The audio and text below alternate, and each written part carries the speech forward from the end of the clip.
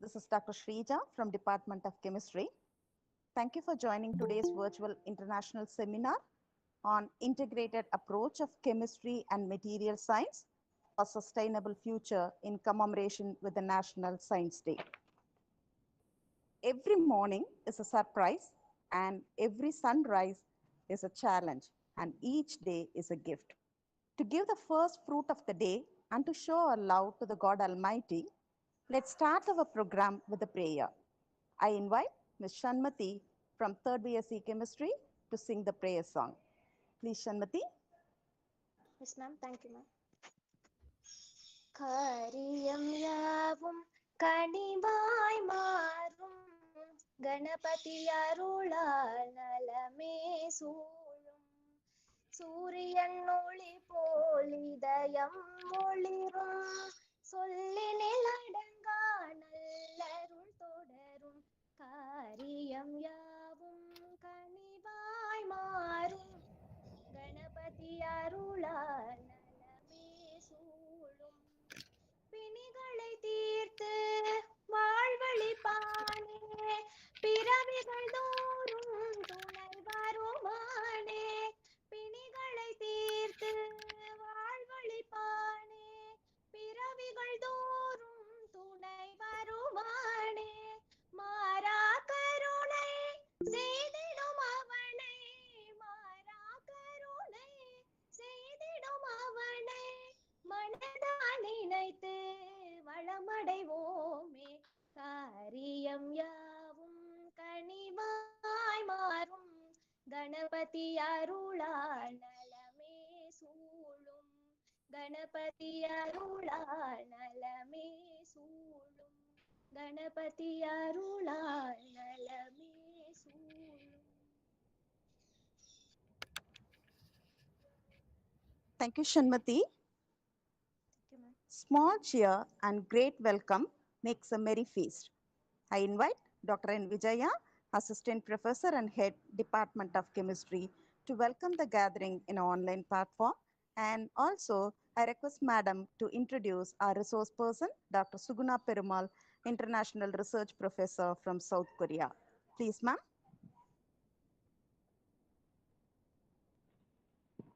A pleasant good morning to everyone gathered here online for the one-day virtual international seminar on integrated approach of chemistry and material science for sustainable future, organized by the Department of Chemistry and PG Department of Chemistry, Vellalar College for Women, Erode, on the occasion of National Science Day to be celebrated shortly on 28 February. It's my profound pleasure to extend a warm welcome to everyone joined here. We all know that the significance of the Science Day celebration is to commemorate the discovery of Raman effect. The objective is to discuss all the issues and implement the new technologies for the developments in the field of science. So, according to the theme of National Science Day 2022, chemistry can help and meet the affordable and clean energy goal towards the attainment of a sustainable future, just through the developments of new materials for renewable energy. Hence, an integrated approach of chemistry and material science will surely synergize the effort of scientific community in its mission towards ensuring sustainability. In this context, the seminar aiming at the discussion on the feasibility such an integrated approach will definitely inspire us to work innovatively towards sustainability. On the behalf of organizing departments, I would like to extend a warm welcome to the resource person of Technical Session 1, Dr. Suguna Perumal, Professor from School of Chemical Engineering, Egnam University, Daegu, South Korea. Hearty welcome, ma'am. I would like to extend a warm welcome to the resource person for the session 2 and 3 as well, who will be joining us later for their sessions. I welcome the faculty members, research scholars, and students from various institutions and our institution joined here for the session. Thank you. I am very much pleasure to introduce the respected resource person of the session 1 to the participant. Dr. Suguna Perumal received her bachelor degree from Government Arts College, Dharmaburi in the year 2002. Her master's degree from Bharatdasan University, Trichy in the year 2004 and worked as project assistant at the Indian Institute of Science sorry, Bangalore till 2007. Dr. Suguna Perumal has served as project assistant at the Institute of Biochemistry and the Institute for Biochemistry, University of Leipzig, Germany, for about an year, and she had then obtained her research degree, Doctor of Natural Science in Physical and Theoretical Chemistry from Free University, Berlin, Germany. Dr. Suguna Perumal Madam served as research associate for few months at International Center of Material Science, Bangalore, before starting her academic career in South Korea. She received her postdoctoral degree from Kyeonpuk National University, Daegu, South Korea, and started serving at various capacities in the School of Chemical Engineering, Egnam University, Daegu, South Korea, where she is presently as International Research Professor. Dr. Suguna Madam has 64 publications in various international and journals of great reputation in her area of interest includes polymer chemistry, development of graphene composite with polymers, hydrogel particle synthesis for heavy metal ion absorption and nanomaterials. We are very much privileged to have such an excellent academician and researcher as a resource person for the first session of today's virtual seminar. Hearty welcome to you, ma'am. We are looking forward for your informative and valuable presentation on polymer, a graphene composite and its application. The session is for you, ma'am. Please, ma'am. Once again, I welcome you all for the wonderful session. Thank you. Thank you. Thank you. Thank you, madam, for your warm welcome address. Now, I hand over the session to our resource person, Dr. Suguna Perumal, ma'am. Please, madam. Now the session is Thank you. yours. Oh, thank you.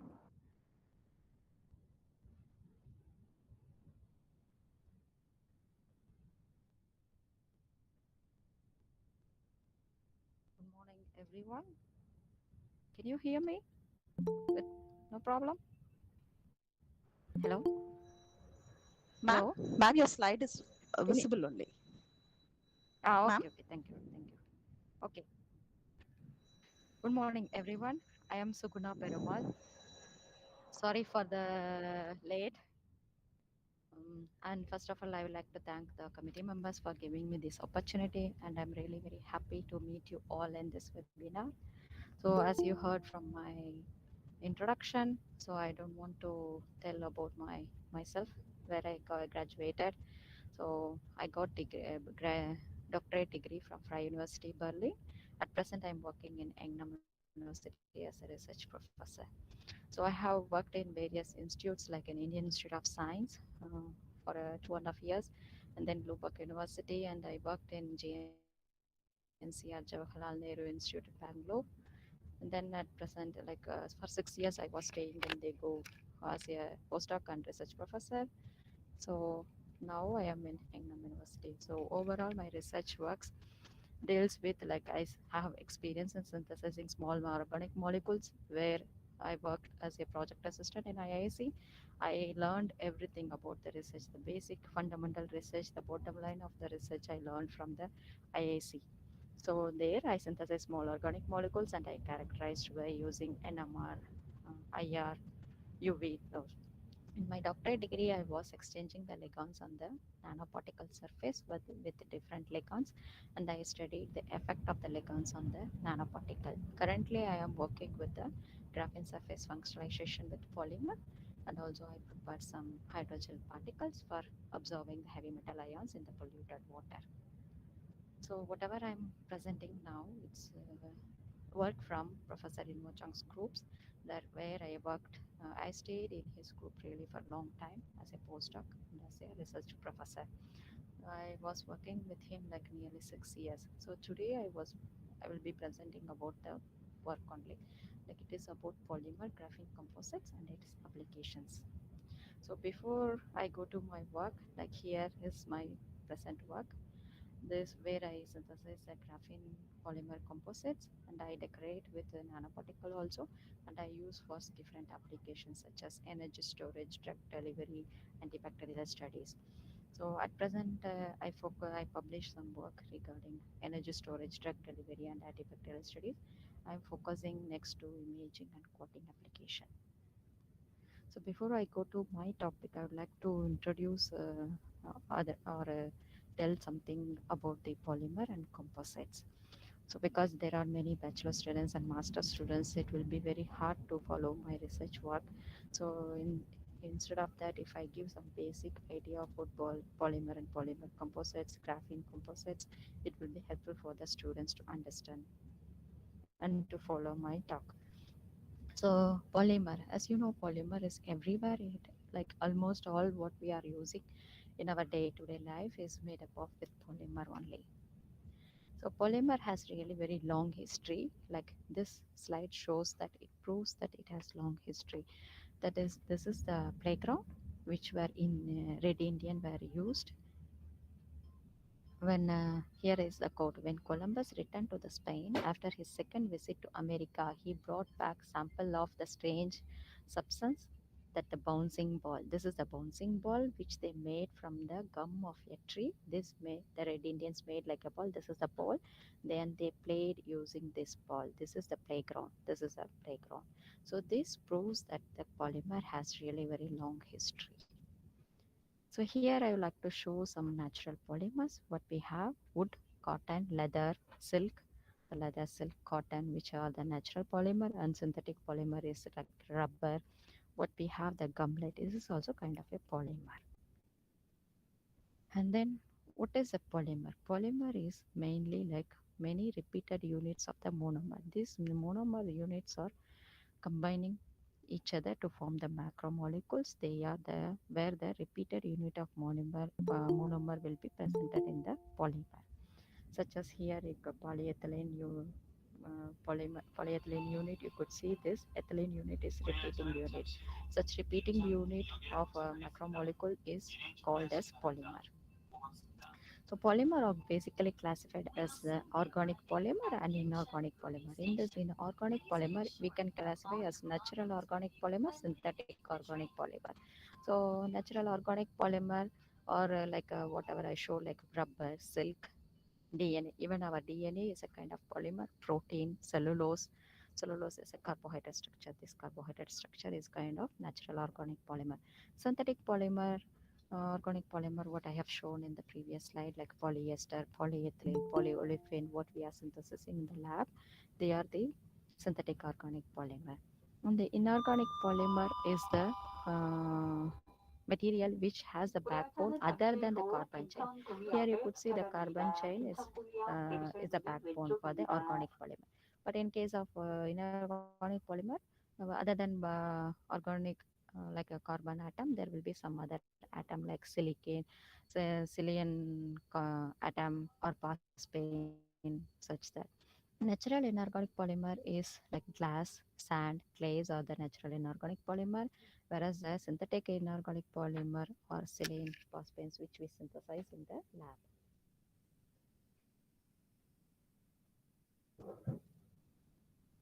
So this polymer has really very good characteristic. They are really very high strength. They are really very lightweight and it is very flexible. And the electric properties are really very good. And they especially this is very important and interesting property, like it is very resistant to the chemical and corrosion, and it is easy to produce, and we can go for the large production, and we can shape the polymer with different complexes. We can make in different colors, our favorite colors, and they are transparent also. Also, the properties of the polymer can be changed with the accordance with the polymer. If the polymer is linear, it will have the low melting point or it will be flexible.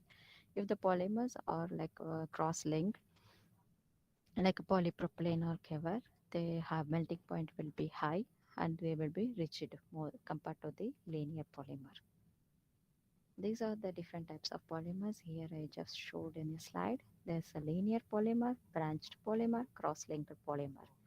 So this cross-linked polymer will be more rigider than the linear polymer, as I told before. And there are different types of polymers like a homopolymer, heteropolymers, polymers, as I told, they are the repeated units of monomer.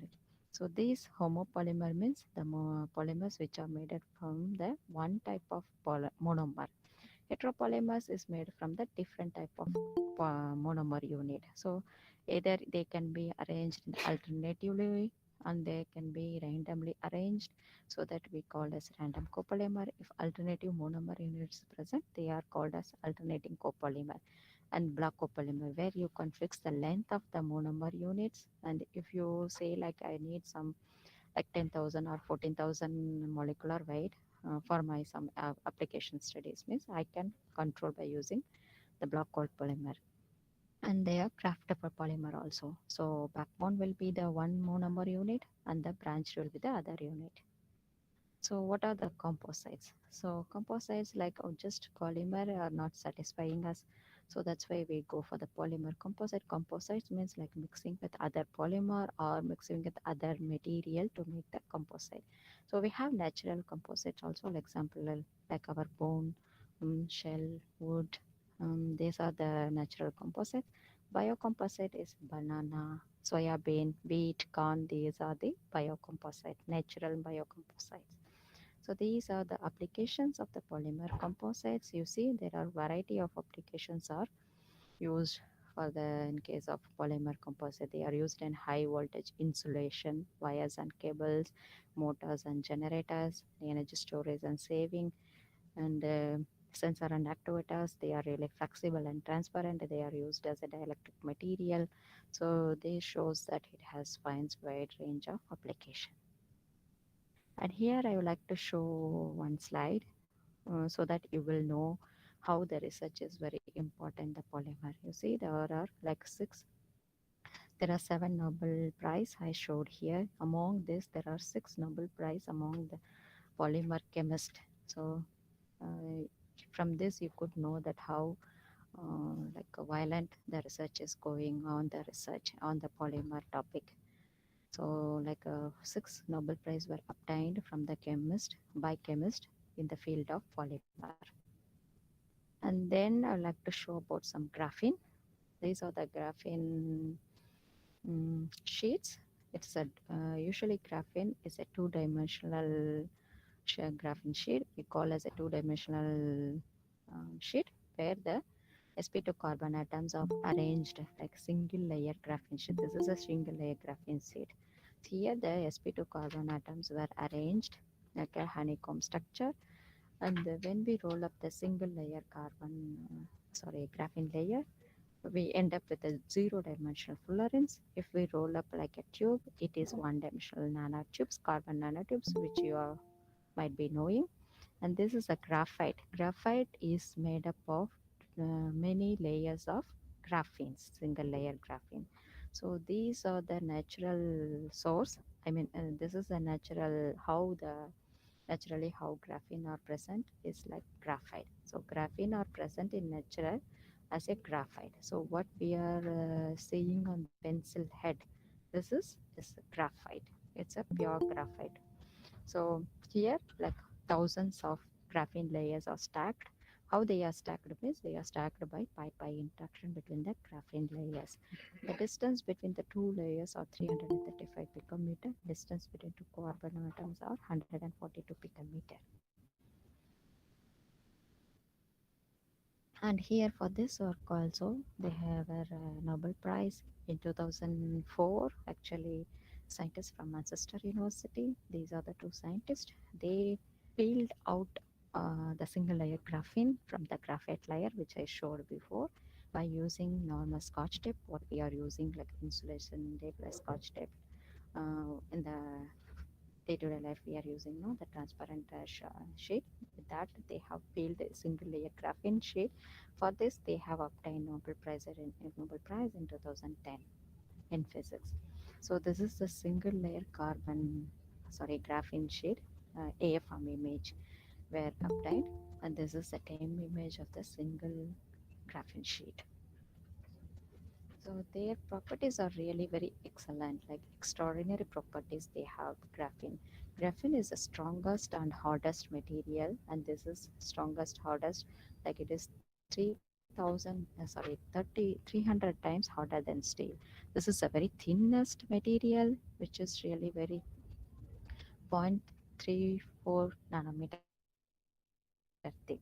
They are very good in strength. It has high surface to volume ratio. They are really very lightweight. So you see, 1 square meter of paper is roughly square meter of paper itself is heavier. How much time heavier means like 1,000 times heavier than that of the graphene.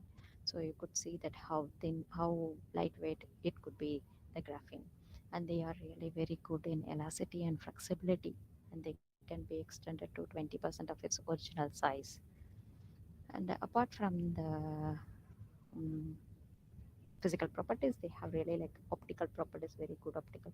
They transparent the light very much, like it absorbs 2.3% of light absorbs when it passes through the single layer, and by the bilayer it absorbs only 4.5 4.6%. This is the only solid material where you could do the reaction on this both side. I mean, like I showed you the graphene, right? So this graphene, so you can do the reaction on this side, on the down part also. This is the only one material where you can do reaction on the both side. And they are really uh,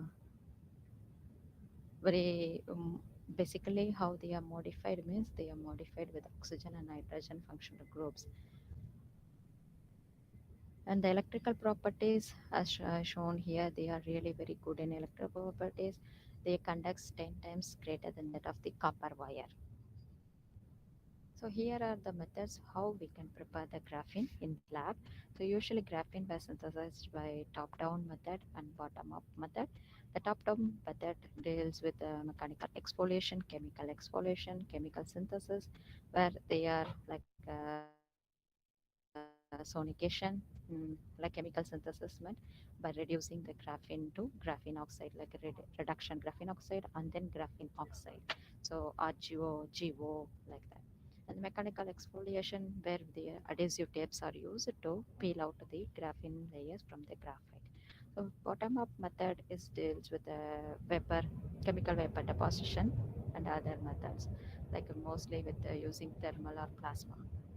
So here graphene application, they find really good applications in different fields. They are used in the as a conductive ink, and they are used as a chemical sensor, LED lighting, and also used as automobile airplane components. And in energy application, they are used in the as a supercapacitor, and they are very flexible so that it is used as a touch panel. And apart from the application what I have shown in biological field also, it finds really very good application, like they are used imaging, biosensor, delivery, biological agent, tissue engineering and therapy. Like I have done already the application like drug delivery. So graphene composite shows really promising results. How they are using means like graphene, when you derivate the graphene surface with carboxylic or oxygen containing group, you can couple with the amine group in the peptide, so that it will be useful for the sensing or drug delivery such applications. So they are like targeted drug delivery can be used, can be done using the graphene composites. So these are the commercialized graphene products. So this is a hard drive.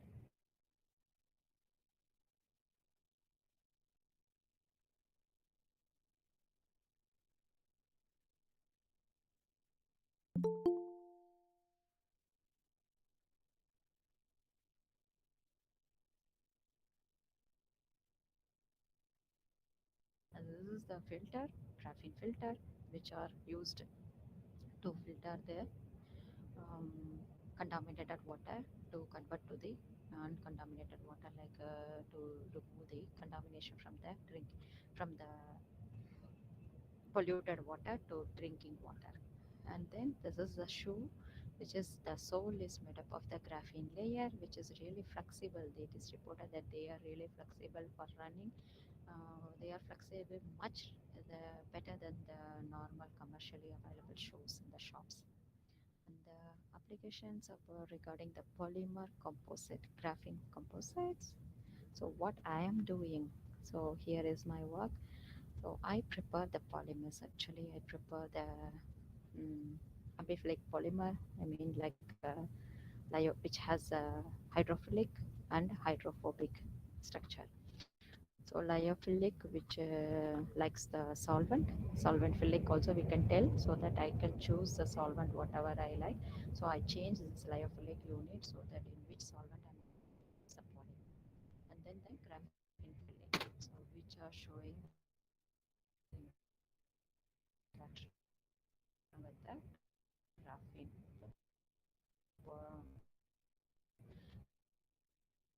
polymer.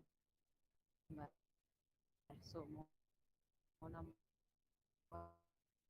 units which are showing with the graphene unit unit and styrene unit. In other case, I prepared with pyrene also, and in other one I prepared with the fluorinated monomer. So these are the dispersions which I prepared with the graphite. I took the graphite directly and I put the polymer and I sonicated to get this dispersion, stable dispersion. So this was in ethanol, this is in methanol, and this is in ethanol and water. So here I use different type of graphene. This is the graphite what I showed before, and this is the reduced graphene oxide, the graphene was reduced from the graphite. So what I have done with this graphene composite means I have prepared graphene composite. Other than the polymer, these are the polymer units. This orange color one what you see, and then I decorated with some nanoparticle. Uh, when I added the iron oxide nanoparticle, this was a particle I decorated. So when I put the nanoparticle, this composite was used for the drug delivery system for treating the cancer cell, especially the thyroid cancer cell, the human thyroid cancer cell. So this composite I gave to my friend where they have loaded the doxorubicin cancer drugs. Well, I think you all know. So it was showing really very good promising results, which I published in the ACS Biomaterials Engineering in the last year. And then one work I coated with the silver nanoparticle that I have made the antibacterial activities. This also showed really very good promising results. And this publication is going. And the other one, like decorating with the iron oxide nanoparticle, I took for the energy storage application, which is for the hydrogen evolution reaction. So this also shows good results. So till this, I complete my talk, and I would like to show some opportunities or to motivate the students, master students, and the graduate students for their higher studies. So after this, I will be showing what are the opportunities, how you can do PhD, where you can do PhD, what are the possibilities doing in PhD. So these are the various opportunity after BSc or master degree. Some people like to go to company, some like to go for the teaching line. So where they can become motivated, motivating teachers, and then some go for MPhil degree and then PhD degree. Some go directly for the PhD degree. So here are the scientists from India. You know all the scientists very well, I hope. And then these are the women scientists. Why I'm showing here, this is because I'm giving an women's college. I should show like how many women are achieved in India. These are the scientists where the almost all there is this first chemist, first physician, first botanist. So like that, they are the almost like most of them are the first scientist in India. So how you can do so, you have to choose your plan. What's your plan? What is your future plan? Decide very carefully, decide your future, and choose the right path to achieve your idea. So what are the opportunities available to do PhD in India? So there are many institutes available, sorry, other than the state universities I'm telling. So state universities also, and private colleges, autonomous colleges also provides a PhD degree. I am showing you the most like prestigious institutes in India available for PhD. This is the NIT, National Institute of Technology, IIT, Indian Institute of Technology, ISA, Indian Institute of Science, Education and Research Institute, IISc, where I worked for 2.5 years, Indian Institute of Science in Bangalore. So these are the institutes and how you can do it. Like whether you can go to these institute if you have JAM test, JAM score, NET score, GATE score, or there are some fellowship also. DPT they have Junior Research Fellowship Program, the CSR, UGC, ICMR they have Research Fellowship, DSD Women Schemes, Scientist Fellowship also they have. So it is really very, there are many institutes available. Sorry, a moment. Sorry. So there are many fellowships available to do PhD in India. With fellowship you can do. So as I worked in IIC, I would like to show the what are the opportunities in IIC. So after your bachelor degree, you can, if you have JAM or GATE test, you can go for integrated PhD combined with master degree and PhD degree.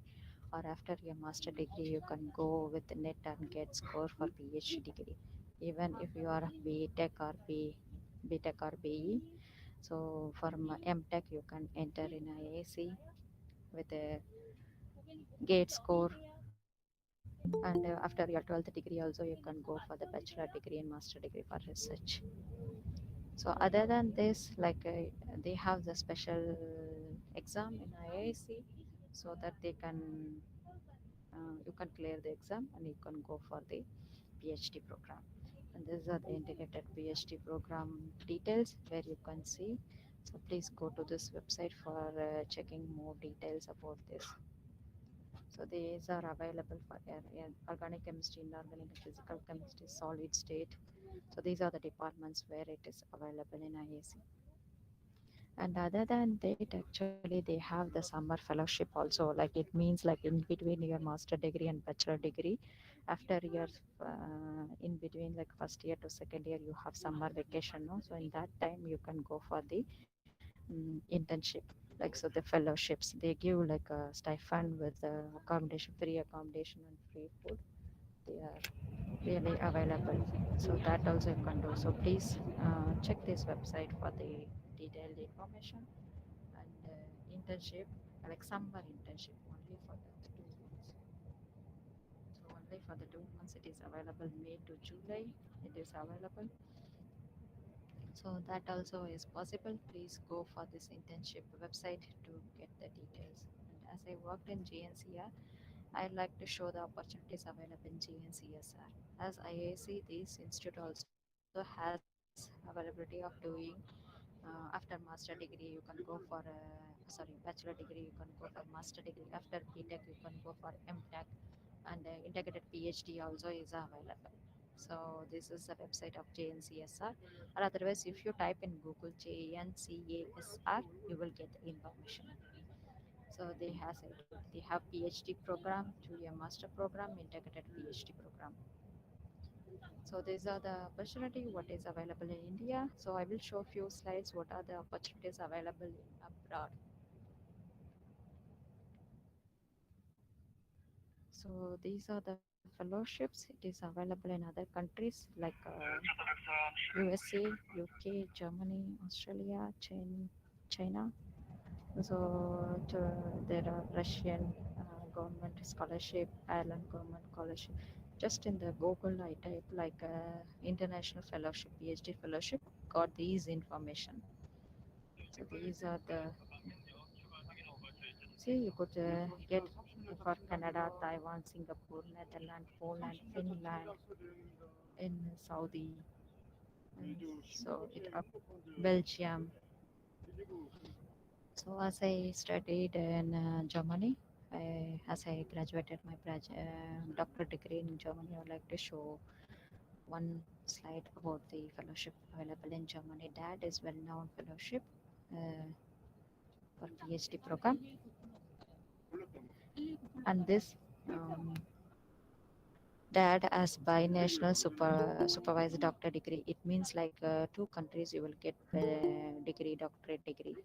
It means like Indian people or India also, Indian university also will give the doctorate degree, and Germany university also will get the doctorate degree.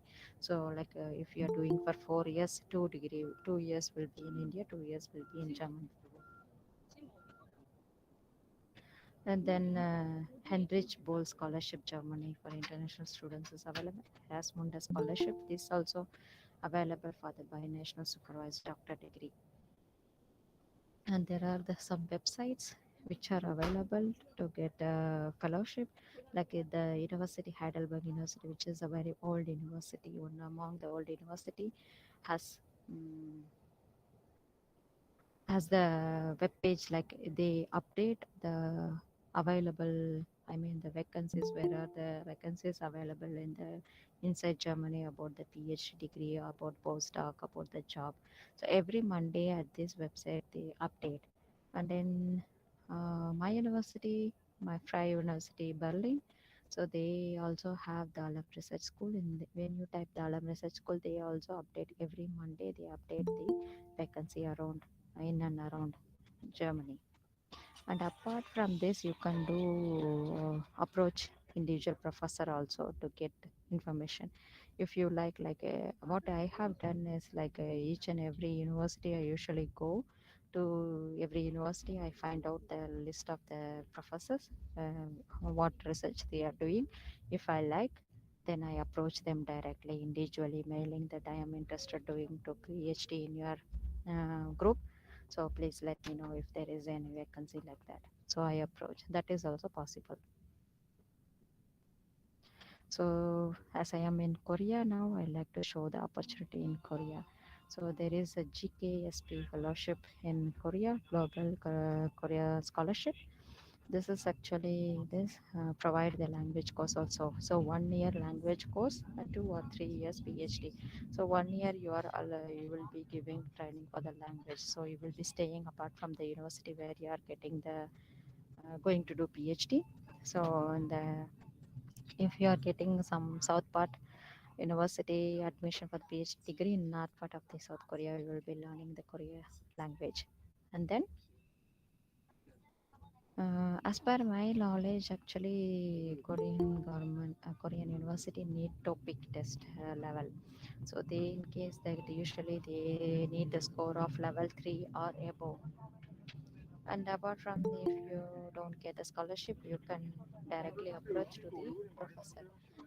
Directly professor, individual professor. I told like if you like their research work, you can directly approach them. And mostly the university website will be in Korean. So if you all university for sure they will have international office. So if you contact the international office how to get admission for the master degree, for bachelor degree, for a PhD degree, you can get the information. So and also most university they need the TOEFL score. So here is not ending our like duty, like after doing PhD degree, postdoc degree, still you have to struggle to get the job. So in that case, actually, there are the few ways where you can get like networks such as LinkedIn, ResearchGate. You can enhance the skill by going to abroad like skilled researchers group. Then you can learn very good um, research work, so you will get good publication, then you will apply for the job. So that's all. So here I complete my talk. So if you have any questions, like you can write to me if you feel that you need more information about something whatever I explained here. So please mail me, don't hesitate. I could help, I will help you. Yeah, that's it. Thank you very much. Thank you, ma'am. Thank you, ma'am. Now the session is open for discussion. Yeah. Participants, you can raise your queries Please unmute yourself and you can raise your queries to the resource person. Ma'am, good morning, ma'am. Yeah. Ma'am, Yeah, ma'am. I'm Dr. Smalathing, ma'am. Mm-hmm. Ma'am, I have one question, ma'am. Yeah, ma'am. Ma'am, heat treatment process, is this affect the conducting property of graphite, ma'am? No, ma'am. No, actually, it is not affecting that much, actually. I checked it. Okay, ma'am. Mm. Okay, ma'am. Yeah, I Ma'am, did. one more question. Ma'am, Yeah, yeah. structural strength of graphite affect the property, ma'am? Structural strength of graphite, ma'am. Structural.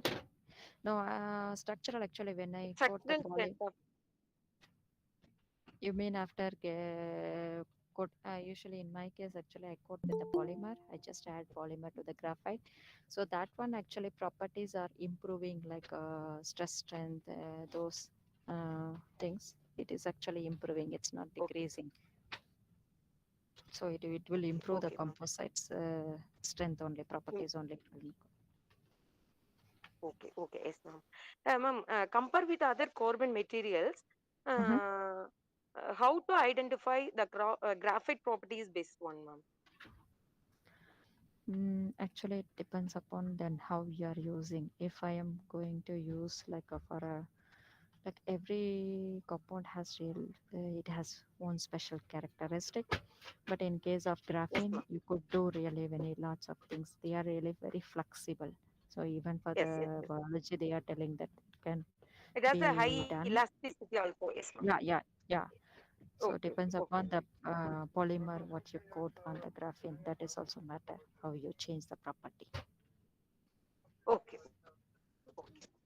Thank you Yeah, so much, ma'am. Thank you. no problem. Okay.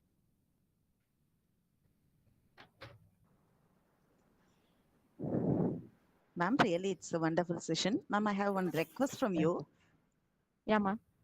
Ma'am, just a small Yeah. request. Mm-hmm.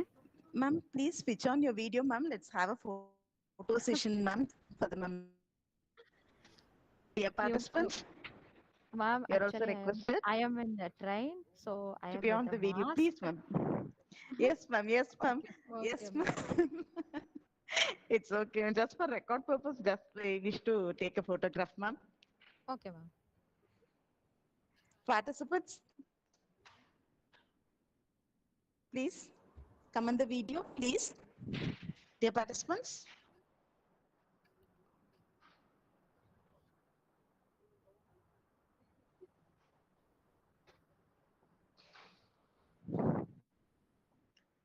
Any questions? Any other questions from the audience side?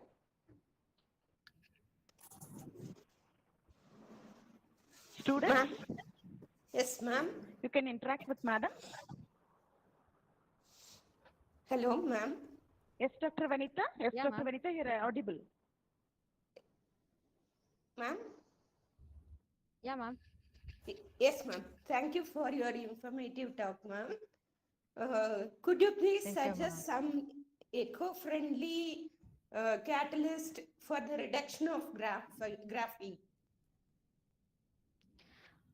Actually, I don't work with the. I mean, I don't myself reduce the graphene, ma'am. Actually, trying to do directly with the graphite only. So in that case, actually, we go for the acid treatment only. And I never try to reduce because in my aim of the research is to use directly the graphite to peel off the graphite to graphene. So I'm trying to use directly the graphite, not the derivatives. Okay, ma'am. Currently, what are the catalysts most probably used for the reduction, ma'am? Any idea regarding? Reduction actually to from graphite they use only the acid treatment, ma'am. Okay, Strong ma'am. acid. Okay, Yeah, ma'am. Thank you, ma'am. yeah, ma'am. Thank you.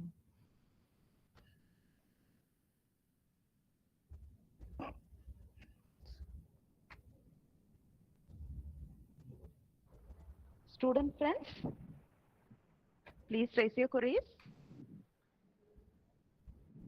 Can I switch off the video?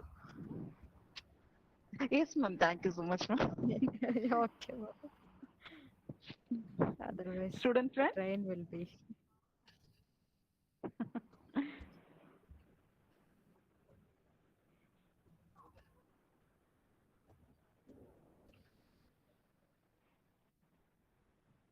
Any other queries? Students, please utilize If the students session need some, and yeah, yes, please post your queries in the chat box also.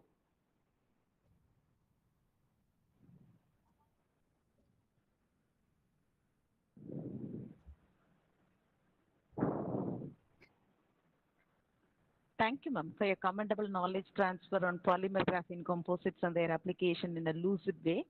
Actually, one special thanks to you, ma'am, because I know personally you are in a hectic schedule. So, in spite of all those things,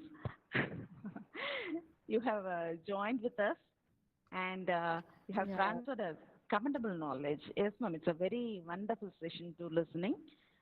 And also, you thank have you, ma'am. informed about the various scholarships and fellowships that have been available in our country as well as in the abroad. Mm. And basically, from Dharmaburi, we have reached this level.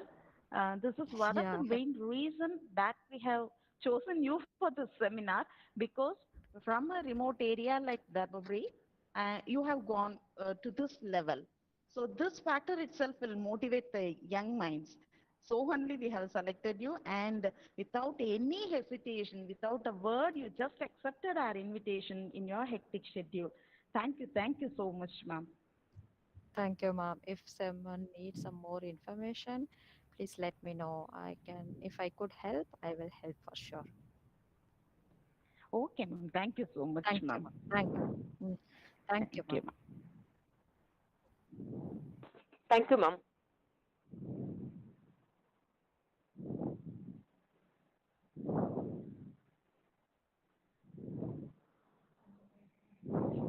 Dear participants, thank you for your patient listening.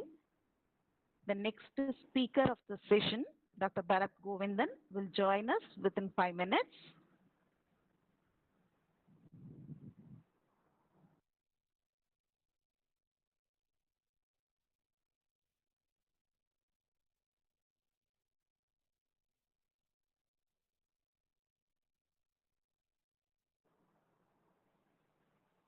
Thank you for your eager participation because we have received registrations from all over the parts of Tamil Nadu.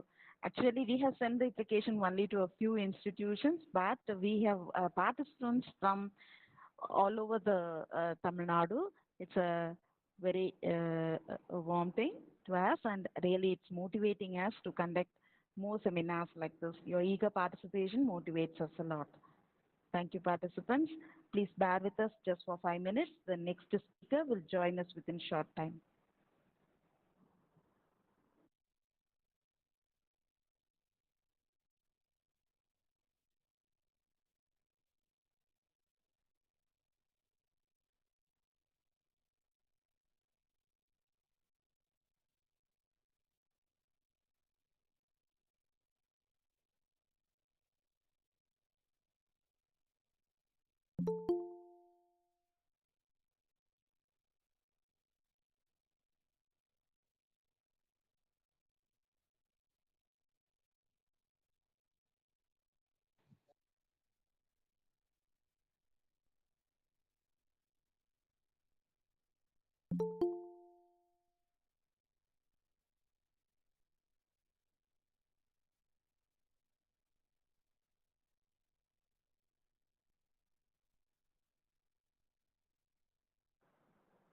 Thank you, participants, for your wonderful comments in the chat box.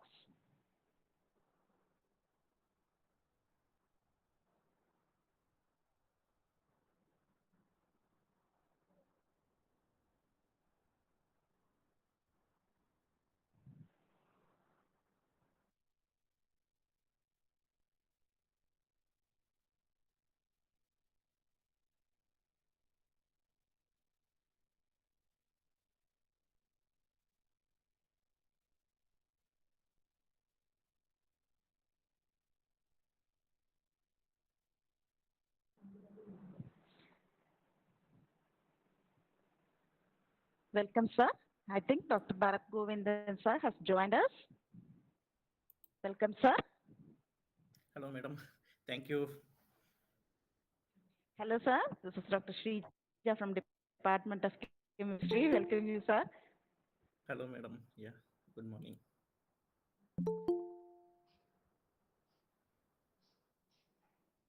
Shall we start our session, sir? Yeah, ma'am, sure. Yes, sir.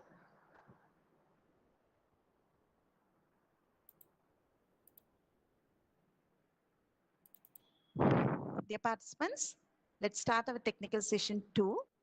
On behalf of all, let me extend a warm welcome to our resource person, Dr. Bharat Govindan, research scientist from Khalifa University, Abu Dhabi.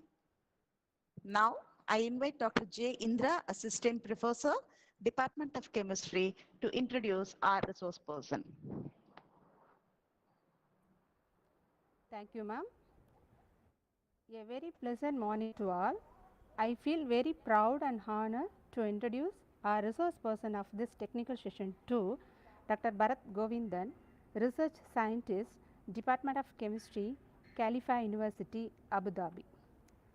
Dr. Bharat Govindan did his bachelor degree in physics in Periyar University. Then he completed MSc Nanoscience and Technology in the year 2011, followed by PhD in Nanoscience and Technology in the year 2015 in Bharatiya University. He has more than 10 years of research experience. He worked as a project fellow initially in the UGC major research project during the year 2011 to 14. Then he served as a visiting research fellow in the Department of Chemistry, Fukuoka University, Japan in the year 2017. Later he moved to University of Concepcion, Chile as visiting fantasy research fellow in the year 2017. He also served as an instructor for the subjects of nanotechnology and chemistry in the Department of Chemical Engineering, Al Faisal University, Saudi Arabia from 2016 to 17. Later he moved to Department of Chemical Engineering, Khalifa University, Abu Dhabi as a postdoctoral researcher in the year 2017 to 21. Now currently he is working as a research scientist in the Department of Chemistry, Khalifa University, Abu Dhabi.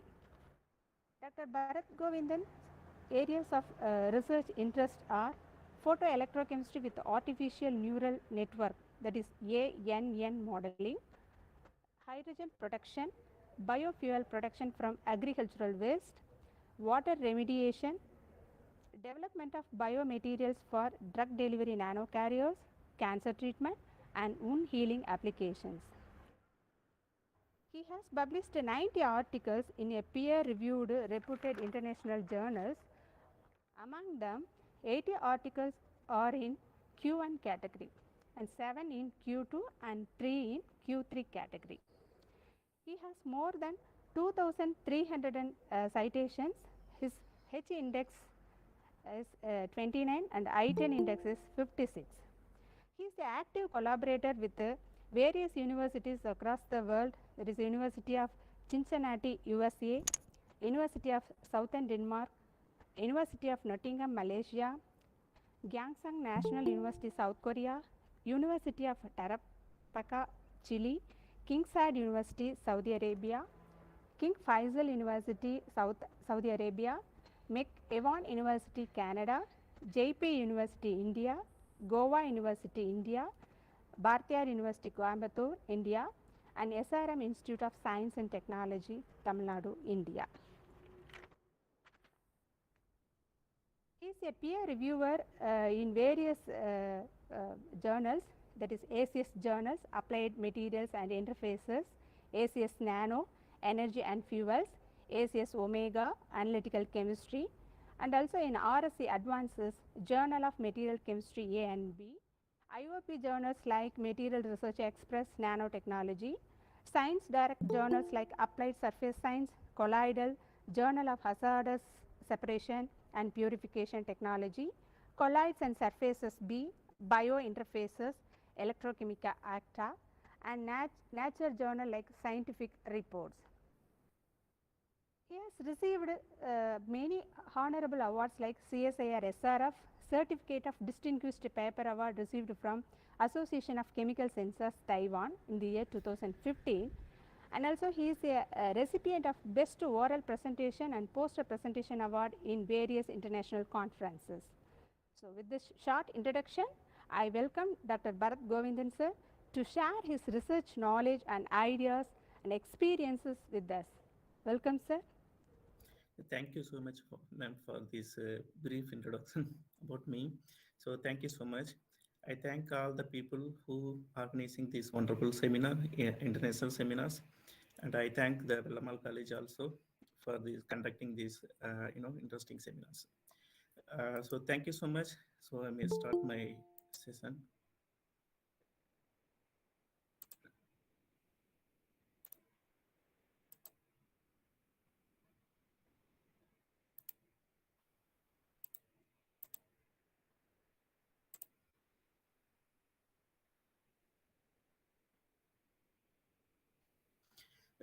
So today my session is nanotechnology in energy and environments.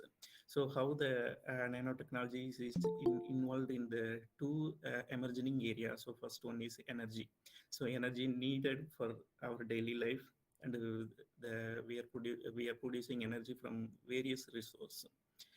And how this nanotechnology is recently involved to produce a green energy. So this is also one type of one part of the topics, and another part of this discussion is nanotechnology. How this nanotechnology involved in the environmental limitations.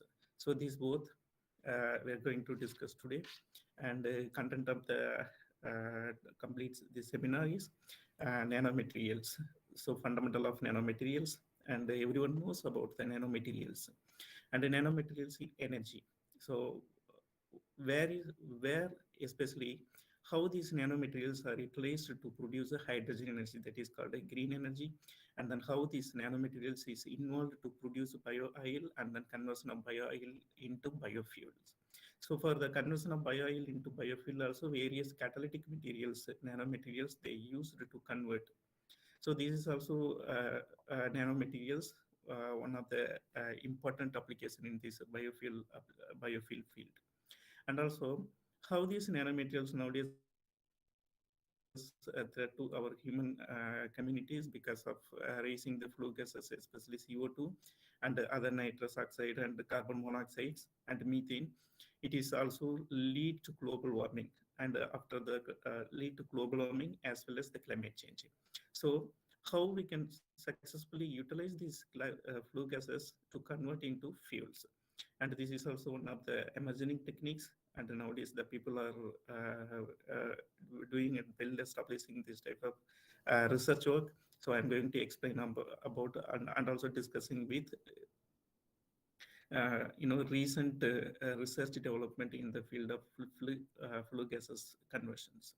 And also another one very important is recent research area, how these flue gases convert into urea. So for the urea composition, mainly carbon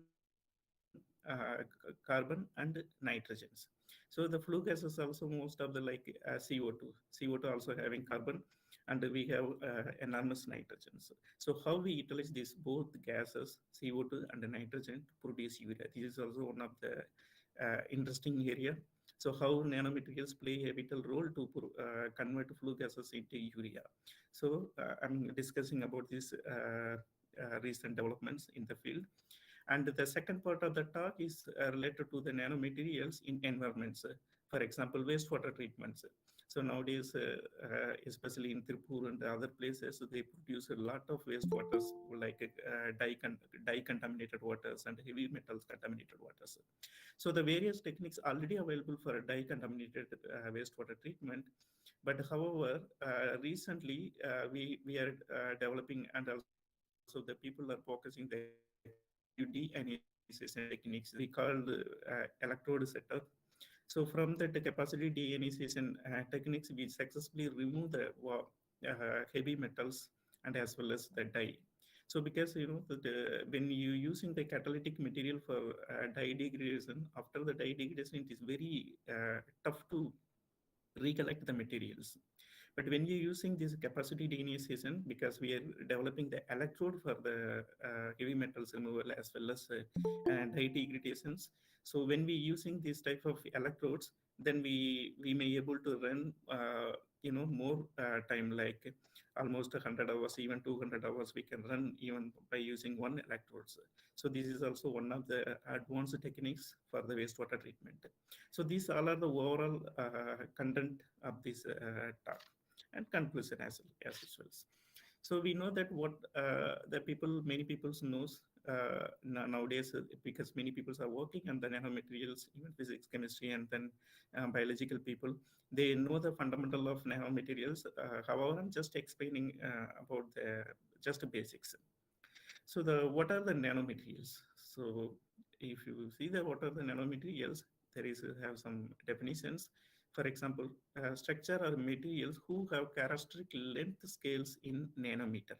For example, what are the materials? If we know that the materials, especially in the material chemistry, materials having three facial direction like kx, ky, kz. That means length, breadth, and then width. So if you reduce, suppose for example, macrometers and micrometers level materials, when you reduce the size below the 100 nanometers, if the materials having length or size or width below 100 nanometer, that is called nanomaterials. So type of nanomaterials, we know that one dimensional, two dimensional, three dimensional. That is called one dimensional, means only one dimensional confinement, one dimensional materials. In the one dimensional materials, they confined to two dimensions. So maybe the physics people clearly understand that, that particle in fog works same like the Schrodinger equations. It is also same like one dimensional confinement, two dimensional confinement, three dimensional confinement. That it means if the material is there, the electron is easily passed three direction like kx, ky, kz. Three, that is called three facial direction. The electron is moving three direction. When you reduce one direction, like maybe if you reduce width, then only Sir, length and excuse breadth me. is there. Sorry for the Yeah. interruption. Yes, Sir, ma'am. the slide is not visible, sir. Slide is not sharing. Okay, just a minute. Okay, sir. Thank you.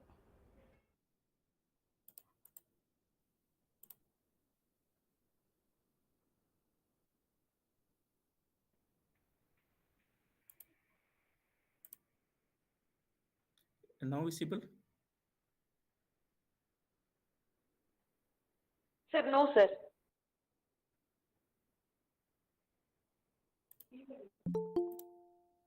Okay, just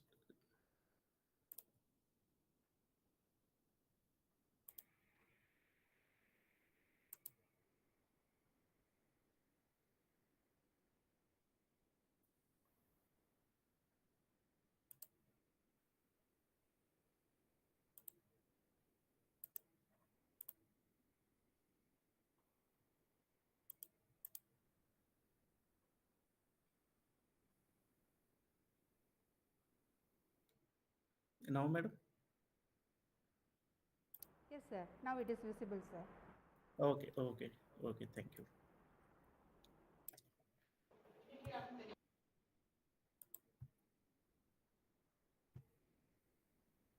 Okay, sorry for the trouble. So this is the first slide, and also this is the content slide. I already explained about part one, and part two. The part two, based on this hydrogen energy nanomaterials in energy application, and then part two, nanomaterials in environments. I already explained about these techniques, and then this is what are the nanomaterials. So everyone knows about the basics of nanomaterials. So the nanomaterials means when the size is reduced or size saved, or that three facial directions, if you may confine, that is called nanomaterials, especially below 100 nanometers. So why we are going for nanomaterials? When we reduce the size, the optical, magnetic, and structural properties may enhance it, because of when you reduce the size, the most of the atoms are sitting in the surfaces of material. Then when the material atoms are sitting in the surfaces, it's more reactive, more chemical reactive, or more optical reactive compared than bulk materials. So that's why we are preparing to go for nanomaterials because of nanomaterials, it's showing more surface area Sir, compared than excuse me. bulk. Sorry to interrupt Yeah. again. Yes, ma'am. Sorry, sir. Sorry to interrupt again. Sir, your voice is breaking, sir.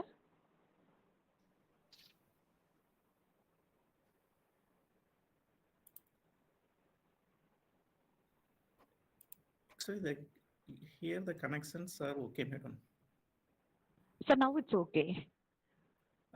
Okay. Your reply is now okay. Okay, sir. Thank you, sir. Okay, Sorry madam. to interrupt. No problem, no problem. So what are the nanomaterials classification based on the dimensionality? For example, zero-dimensional materials. Zero-dimensional material means that that is only dots. So that means they reduced size, breadth, and width. That means we confined three facial directions. That means we reduced the size up to quantum dots level. The quantum dots contain only few to like 100 atoms only. So that is called quantum dots.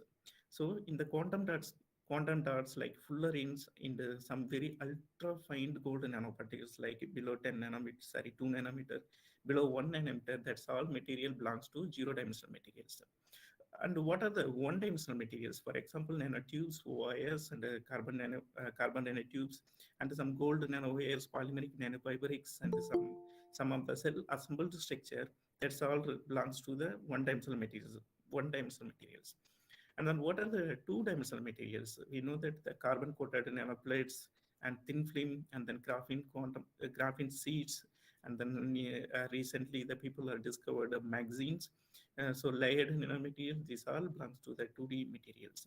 And what are the three-dimensional materials? Three-dimensional materials like bulk nanomaterials, polycrystals. For example, some biomaterials like liposome and some polycrystalline materials, dendrimer structures, some silica structure, this all belongs to the bulk material. So how the people are producing nanomaterials? There is two major techniques. One is a top-down approach and a bottom-up approach. Top-down approach means we having the bulk materials, then we need to reduce the size of the bulk materials into the nanometer ranged particles, like 100 micrometer particles. Then you need to step down this particle size by using milling, especially the planetary ball milling and the lithography techniques. We may reduce the size up to nanoscale. So these two techniques related to the top-down approaches and then bottom-up approaches. There is two different techniques: one gas phase, bottom-up, and then wet chemicals. In the gas phase, for example, I need to produce carbon nanotubes. So we can easily produce carbon nanotube from CO2. So when you are burning CO2, then this O2 is already released, and then carbon is there remaining. This carbon is built itself together. It's formed to the carbon nanomaterials. So this is one type of, this is just example for gas phase. In the gas phase, for example, we see physical vapor deposition, chemical vapor deposition, laser application, molecular beam spraying, aerosol. These all are belongs to the gas phase. And in wet chemicals, most of the people, they're preparing their nanomaterials in the wet chemical process. For example, microemulsion, thermal decomposition, hydrothermal, solvothermal, sol gel, photochemical, sonochemical, chemical reduction, and then electrochemical reductions. So these all are the different wet chemical methods to build the nanomaterials. For example, I need to prepare the nickel nanoparticles. Then we are going to take the nickel chloride. So nickel chloride, there is a lot of nickel 2+ ions. When you want to convert nickel chloride to nickel oxides, then the nickel chloride, you can take that nickel chloride and then disperse in water. Then it produces a lot of nickel 2+ ions. These nickel 2+ ions react with OH molecules. Once it's converted to OH molecules, then it is converted to nickel hydroxide. After that, when you applying some thermal energy, then it is converted to nickel oxides. So when it's converting nickel ions or nickel hydroxide to a nickel oxide nanoparticles. So that means atom level or ionic level into to build nanoscale structures. So these all are the different techniques.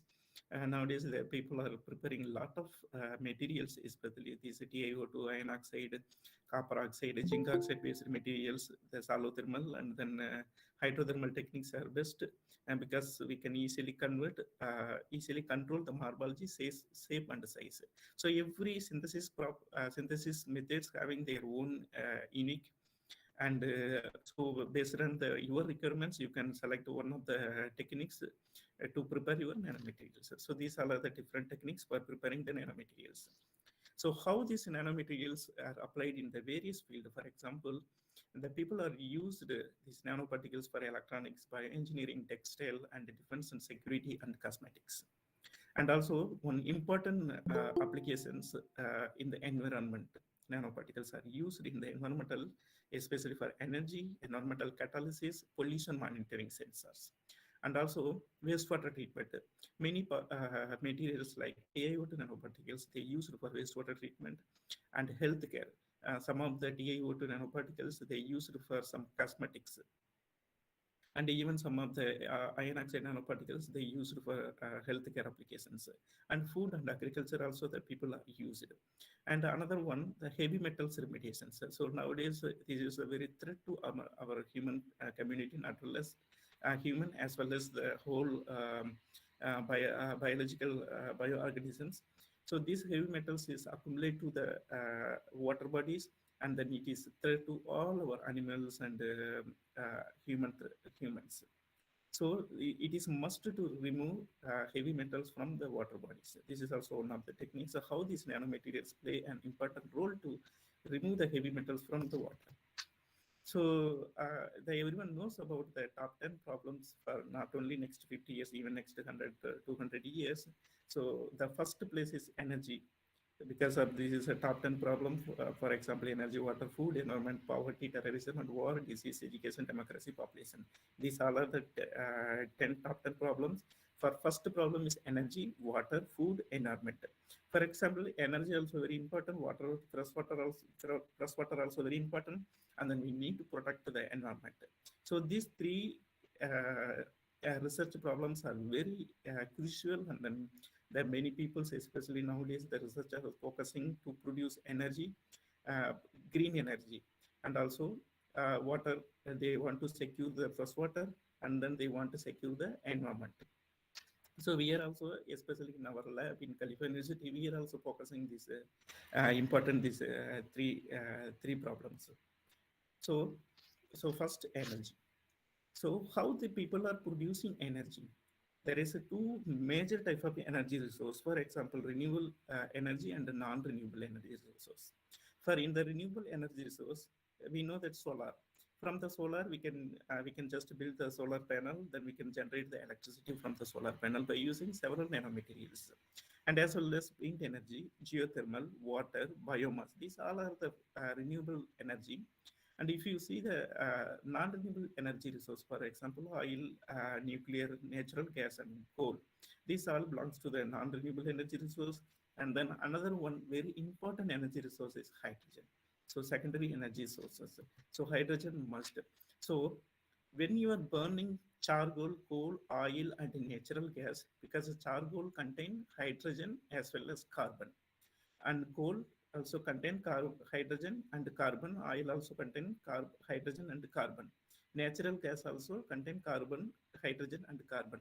So why we are using hydrogen? Because when you split the hydrogen, during the splitting the hydrogen, it produces electricity. Yes, ma'am. Sir, excuse me, sir. Sir, sorry for the interruption, sir. Sir, for a long time, your slide is saying same slide, sir. Not changing. Sir, yes, sir. Yes, sir. Now it's better, sir. Okay, madam. Okay. So, okay, sir. Thank you, sir. Okay. So the carbon atoms and hydrogen atom in our fuel. So this charcoal. Charcoal always contain hydrogen and carbon. So when you are burning charcoal, where in the charcoal contain hydrogen and carbon. During the burning, it is produce electricity as well as O2, oxygens. The same, the coal and oil and natural gas. So these all contain hydrogens. So why the hydrogen is important? Because when you split hydrogen, it is produced one electrons and one protons.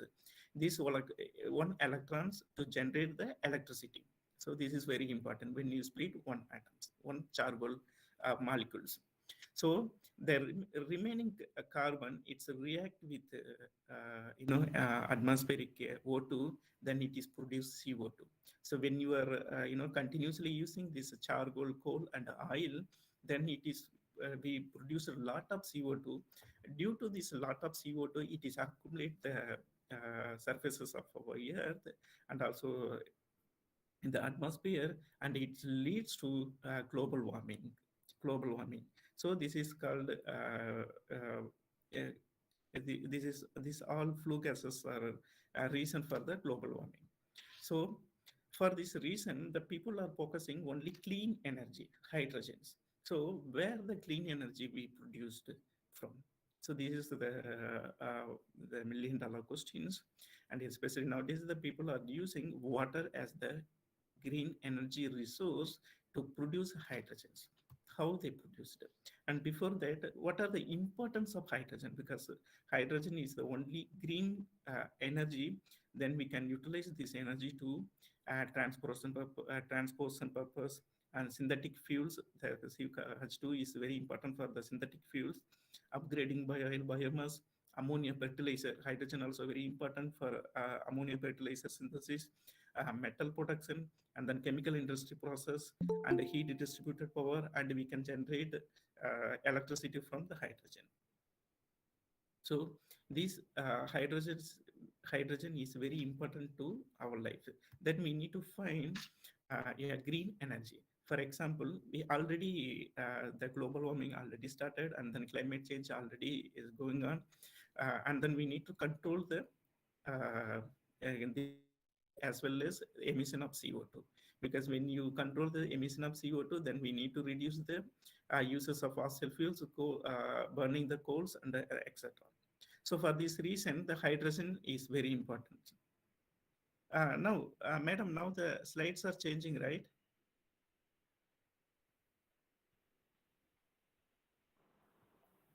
Sir, the slide, importance of hydrogen slide is there for a long time, sir. I think something problem, madam. Now, ma'am.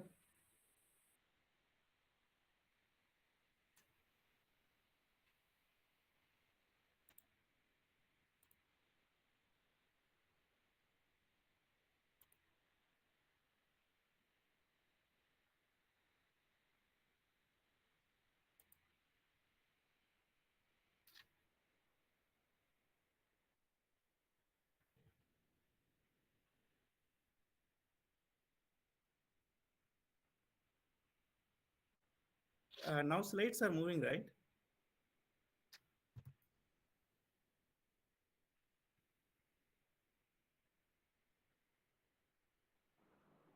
Yes, sir. Now it has been changed. Okay.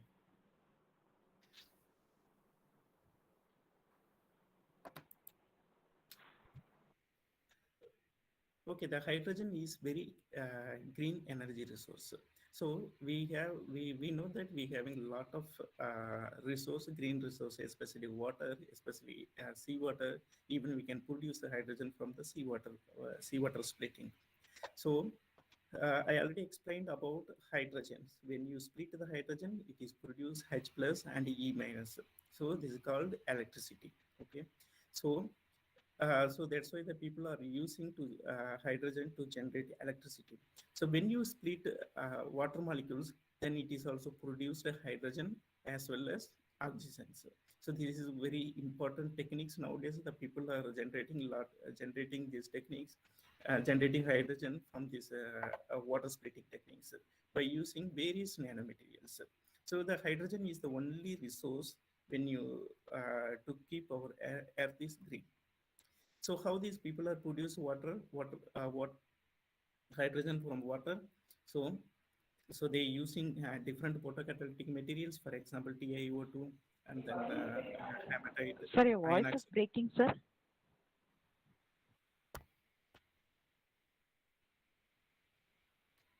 Now,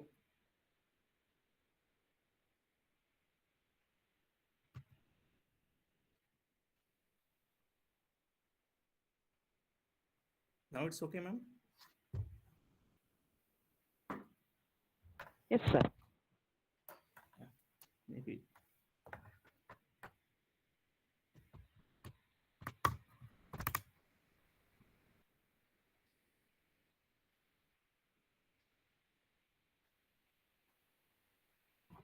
So water splitting, how these people are producing hydrogen from water.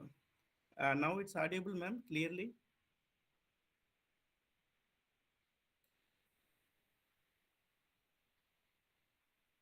Sir, clear, sir? Clear, right? Yes, sir. Audible. Yes, sir. Clear. Okay. So, sorry for the interruptions. So the various the people nowadays, they are using various nanomaterials, especially TiO2 and hematite materials, some iron oxide materials, some semiconducting nanomaterials, cadmium selenide, cadmium telluride based materials, and then molybdenum based materials they use to generate the hydrogens. Because when you using this type of material, then it is easily split water molecules to produce hydrogen as well as water. So this is also one of the interesting techniques that people are nowadays using. And there is also three types of water splitting techniques are available nowadays. So the first one is the electrochemical water splitting and the simple photoelectrochemical water splittings. In the electrochemical water splitting, why we are going about a simple catalytic water splitting as well as compare than electrochemical water splitting, especially when you see the catalytic conversions. So we are using various TiO2 nanoparticles and other based nanomaterials, and after the reaction, it is very hard to regenerate the materials. So that's why we are using that photoelectrochemical studies, photoelectrochemical workstation to generate hydrogens. For example, in the electrochemical workstations, we having both the cathode and anodic part. In the cathodic part, it is generating hydrogen. In the anodic part, it is generating water. So I'm going to explain detail in the following slides. And also another one techniques, the people are incorporating photocatalyst with electrochemical workstation. That means they produce the photoelectrodes. These photoelectrodes combine semiconducting materials as well as the electrochemical cathode. Then when we combine this both, then it is using solar energy to produce a lot of electrons and H plus ions. This H plus holes, that's called holes. This holes is easily oxidize water molecules. Then it is produced H plus ions as well as that is called protons as well as O2. These protons again migrate to the cathodic part. Then this proton, actually when you want to split hydrogen, then you need protons and electrons. That then that water molecules easily split into hydrogen. So from the anode side, O2 evaluation happened, and then the cathode side, hydrogen, we produce the hydrogens. And the people are using this is a simple electrochemical workstation to generate the hydrogen. And also the people are using photoanode and photocathode materials. Photoanode means that people are using various materials like molybdenum sulfide and then nickel sulfide based materials to construct a photoanode materials. This photoanode materials is also efficiently involved to produce oxygen from photoanode. And also the people are producing many photocathodic material. Also this photocathodic material also involved to enhance the hydrogen production rate of hydrogens. So this is also another one very important techniques, and that people are again they're developing the both materials like both photoanode materials and photocathode materials, they combined together to form the complete photoelectrochemical cell. This photoelectrochemical cell is easily generate electricity from the photocathode side, hydrogen from the photocathode side, and generating oxygen from photoanode side. So these also very important techniques nowadays. The people are mainly focusing for generating fuels, yes, especially green energy like hydrogens. So these all are the components. For example, so what we need to construct this photoelectrochemical workstation, photoelectrochemical device. So we need potential state that will give the minimum power to activate that both electrodes, and then inward part, and then titanium substrate, and then TiO2 nano rods. The TiO2 nano rods is we are using these TiO2 nano rods to fabricate photocathode and photoanode materials. And then the reference electrodes, of course, we need to control the current, and the anodic chamber and the cathodic chamber. In the anodic chamber also, actually we just split this both chamber, anodic chamber and the cathodic chamber, by using Nafion membrane. This Nafion membrane, like this yellow color part, this Nafion membrane allow only protons from anode part to cathodic part, because when you want to split water to hydrogen, then you need proton and electrons. So protons generated by photoanode. After once it generated by photoanode, then it is Sir, easily moved. sorry for the Yes, interruption, sir. yes, ma'am. Sir, still the slide is not moving, sir. Kindly check it, sir. Now it's moving, I think. Thank you, sir. I think it's just, getting some slow.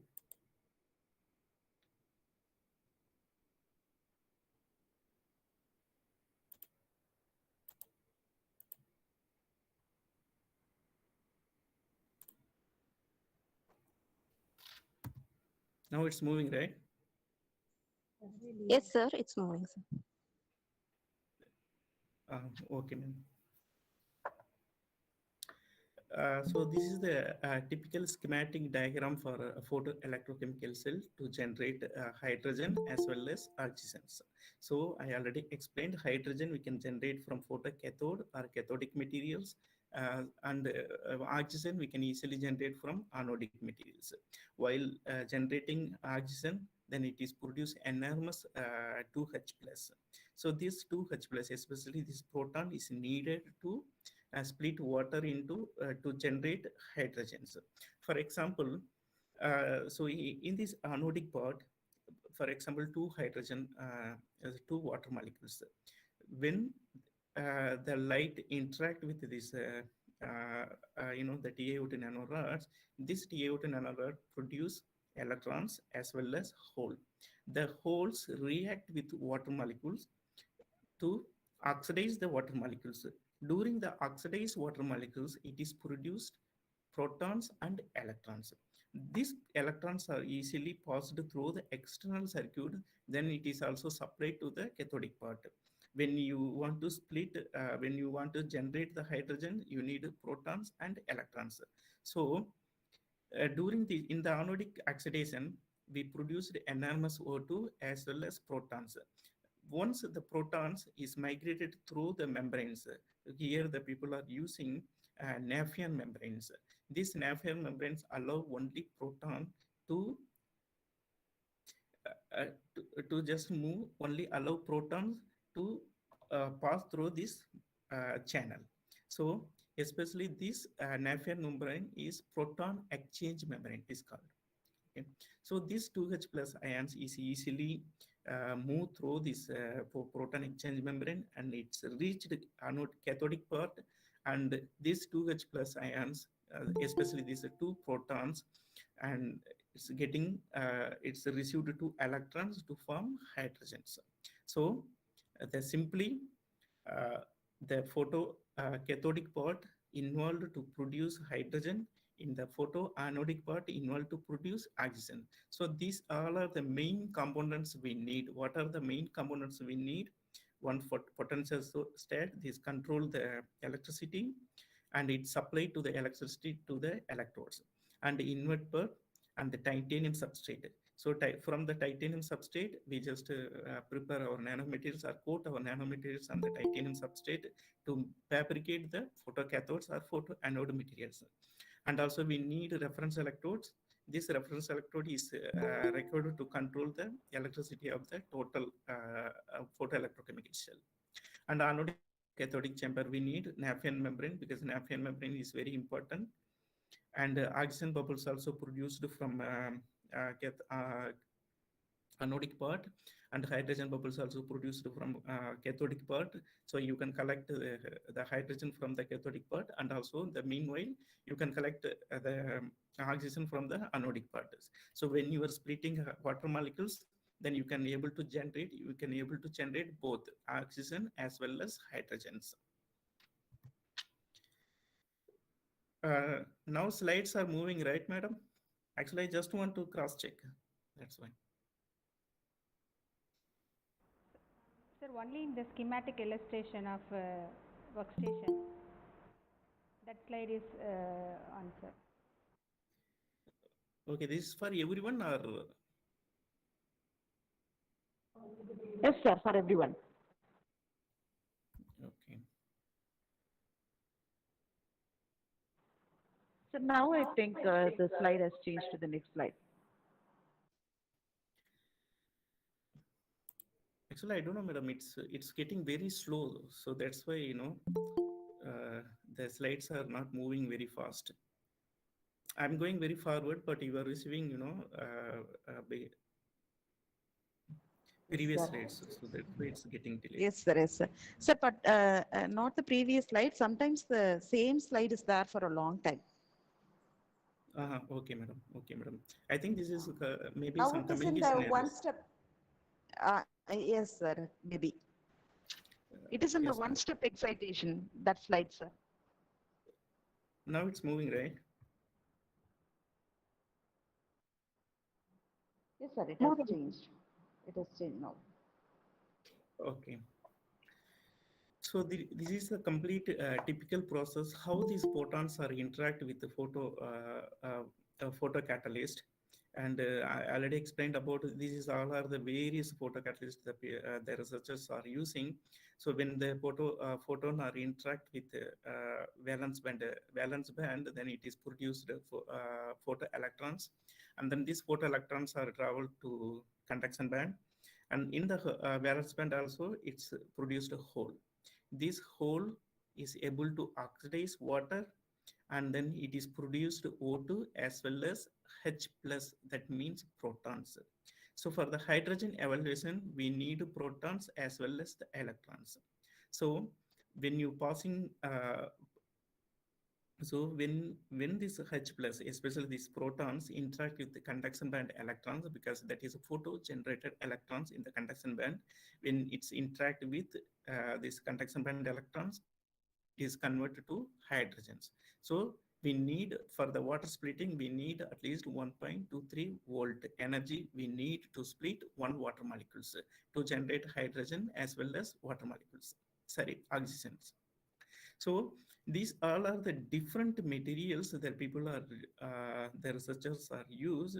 For example, zirconium oxide and zinc sulfide, titanium oxide, carbide materials, cadmium sulfide, telluride, lead sulfide, and then molybdenum sulfide, and then WO3, and then Fe2O3, gallium arsenide, indium phosphide. These all are the different material the peoples are used for the water splitting purpose.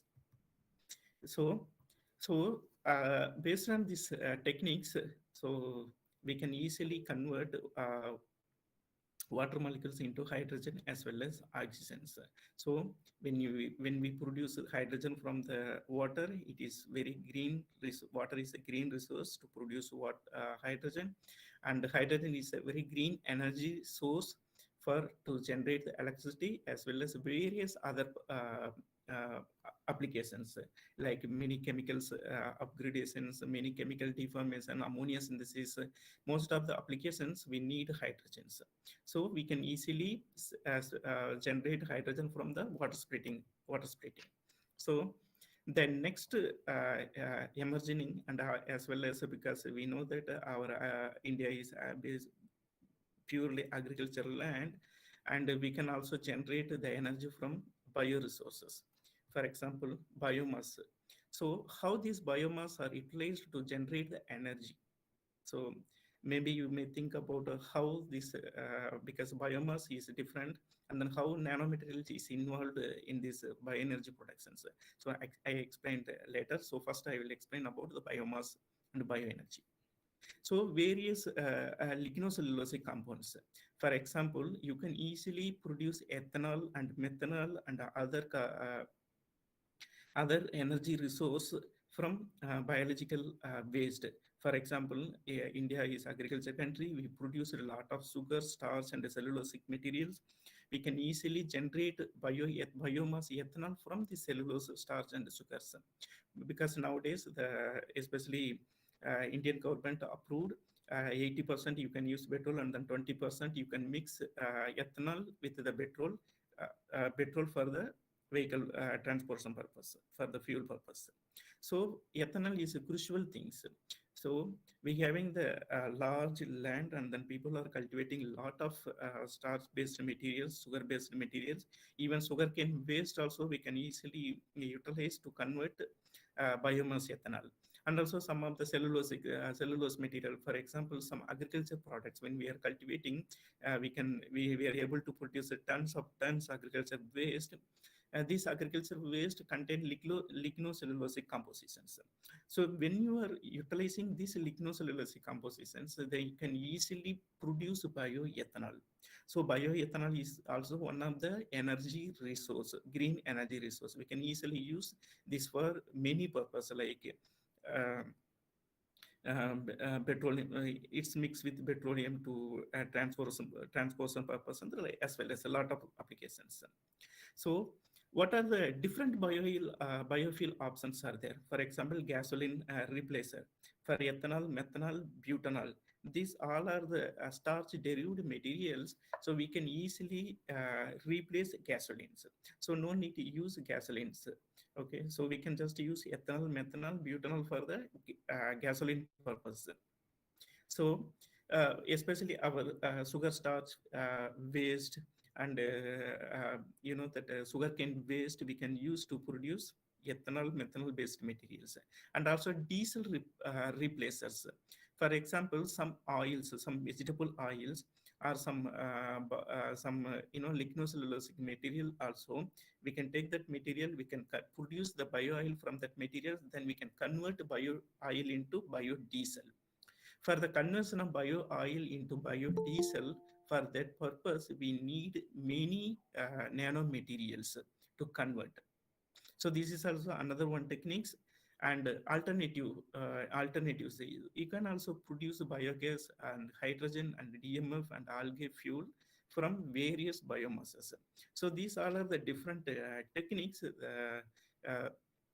Especially they used to convert bio oil, to produce bio oil from biomass, as well as they convert bio oil into biofuel. So for example, this is the biomass. So for example, we just take our agriculture waste. We can easily, when you are burning agriculture waste by using pyrolysis techniques, then you can able to produce bio oil, biochar, as well as some gas molecules. For biochar, so you can use this biochar for the wastewater treatment, because the biochar, by using the biochar, we are developing a lot of activated carbons. These activated carbons is mainly utilized or used for the wastewater treatment, as well as the cosmetics, and the supercapacitors and ion batteries. So most of the applications, they use activated carbons. So when you are burning biomass, or when you are using biomass, you can able to produce biochar that will be converted into activated carbon that may be useful for the energy and environmental applications. And as well as the main product, bio oil. So you can convert this bioil into biofuel by using various catalysts. Various catalysts. Why the people are using? Because bioil contain a lot of phenolic compounds. So these phenolic compounds mainly in the oxygen molecules. Most of the oxygen molecules are there. So we need to remove the oxygen molecules and then we need to upgrade. That upgrade means remove the oxygen molecules and insert some hydrogen ions. How we can insert the hydrogen ions? Because that's we need catalyst. Because this metal, especially this catalyst, for example, nickel catalyst, when we are converting bioil into biofuel, this nickel catalyst easily react with hydrogen gases, and it is produce metal hydride. So when you are using this nickel, it is produced metal hydride, then the hydrogen ions are easily transferred to the bioil molecules. It is then it is remove during that step, it's removing oxygen and inserting the hydrogen atoms into that biomolecules. Then it is then after that, after the upgradation, then it is easily convert into biofuel. So this is the whole complete techniques, how the people are generating biomass, bioil from the biomass, and then how we converting bioil into biofuel by using several nanomaterials. So this is the biomass conversion process. So the feedstock resources, for example, all cellulosic compounds like wood, and then rice straws, and there's so many things. We are taking this as a feedstock material, and then we just grind this feedstock material, and then we can wash, and then do the hydrothermal and then steam explosions, or you can go drying torrefications also. So after that drying and other things, then again dry, and then the pyrolysis techniques. These pyrolysis techniques, suppose if you have the bio resource or any biomass or any bio waste, then you can just load this biomass into the pyrolysis unit. This pyrolysis unit, it produces a rapid heat like 500 degree centigrade. During this 500 degree centigrade, then all the biomass convert into bio oil and biochar. So I already explained biochar. We can easily convert into activated carbon. That activated carbon, most of the people knows the activated application of the activated carbon, and the bio oil, and the another portion bio oil. So we can easily use this bio oil for bio oil synthesis by using various upgradation techniques. Finally, we end up with gasoline or jet fuel diesel like this.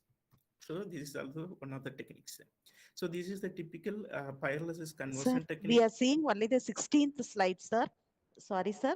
Sir, we are seeing only the 16th slide. It's not moving, sir. No, ma'am.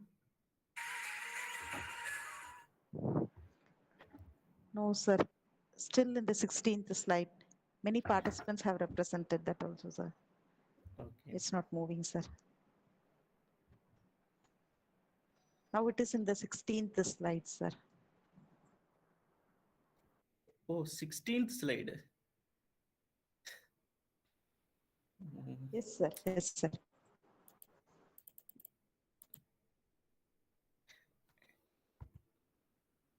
Actually, I reached 22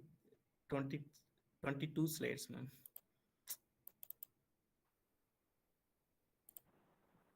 So now we can view the 22nd slides, sir. But once you are changing, it's not coming to us, sir. Now the thing Now changed. it's changing, right?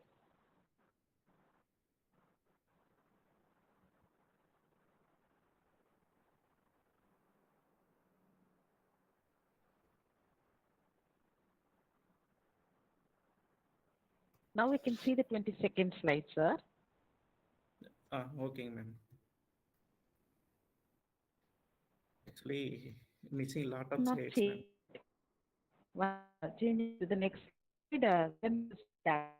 Yes. But the presentation is too good, but we missed the slides.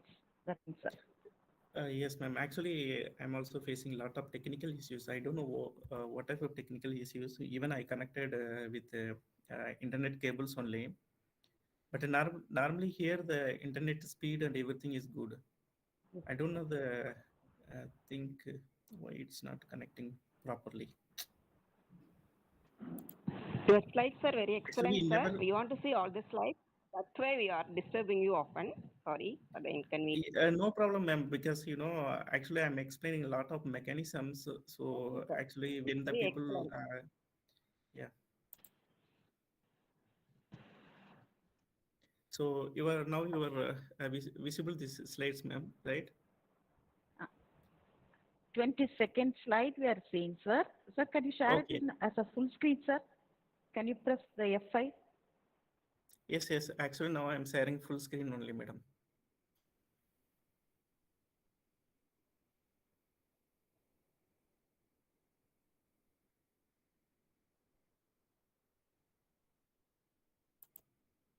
As ma'am said, yours is a wonderful presentation. That's why we wish to see the slide also. Yes, ma'am. Yes, ma'am. Actually, That's this why we is are very important. disturbing you often.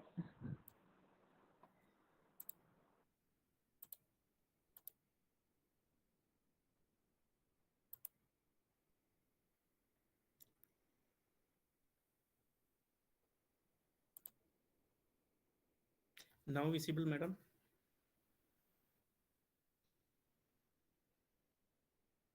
Visible, sir, but it is not in the slide 2. Oh.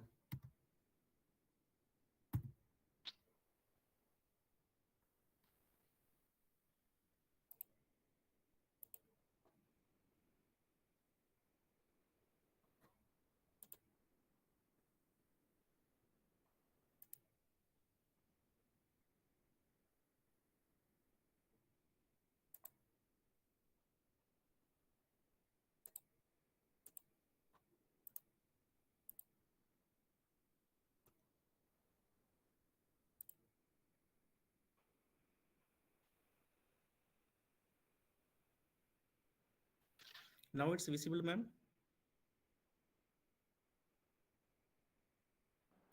Visible, sir.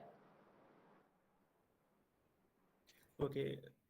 So this is the typical pyrolysis unit. So you can load your bio-waste into that pyrolysis unit. So this pyrolysis unit is produce a rapid heat. So during this immediate heat, then the all bio-waste is converted into bio stream. So oil stream. So we using this, especially this particular condenser coolant system to to uh, cool down all the gases, because when you burning a lot of bio waste, it is produce a lot of biostreams. So after the cooling, then we can get easily pyrolysis oil, and then as well as we can get the biochars. So this is the typical pyrolysis system. So even we can install this type of system in our lab in India also, because we know that we having the lot of agriculture waste. We can easily convert from our agriculture waste into bio oil as well as biochars. So when you are converting bio waste, you can end up with three products. First, bio oil, and biochar, and biogas. So you can also use this biogas for to produce a heat, as well as you can convert this bio oil, or pyrolysis oil. We call it pyrolysis oil. You can convert this pyrolysis oil into biofuel. And as well as the biochar, I already explained, biochar you can easily convert into activated carbon for the multifunctional applications. Ma'am, it's moving next slide, right? Sir, it is in 22nd Sir, slide. it's still in the bio oil production.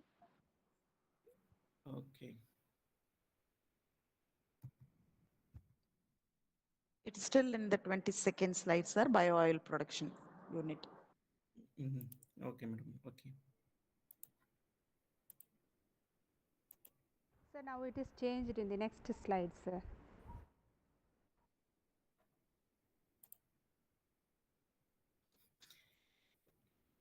It's taking around 2 to 3 minutes, madam, to change one slide to another slide. Sir, can you give Okay, me the next. slides in a slideshow format? Okay, ma'am.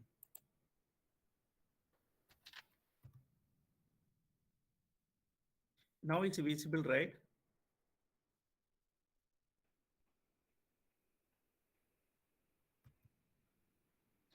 Madam, Yes, slides sir. are visible?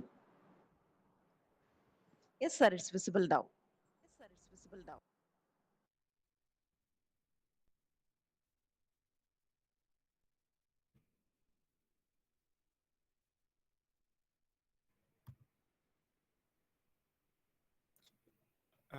Now this is bio-oil production unit and conversion, right?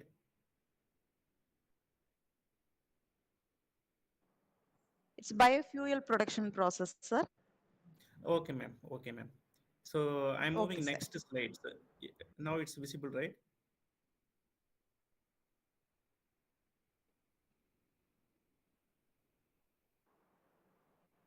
So now we are watching the biofuel production process. Okay, ma'am. Okay, ma'am. Okay.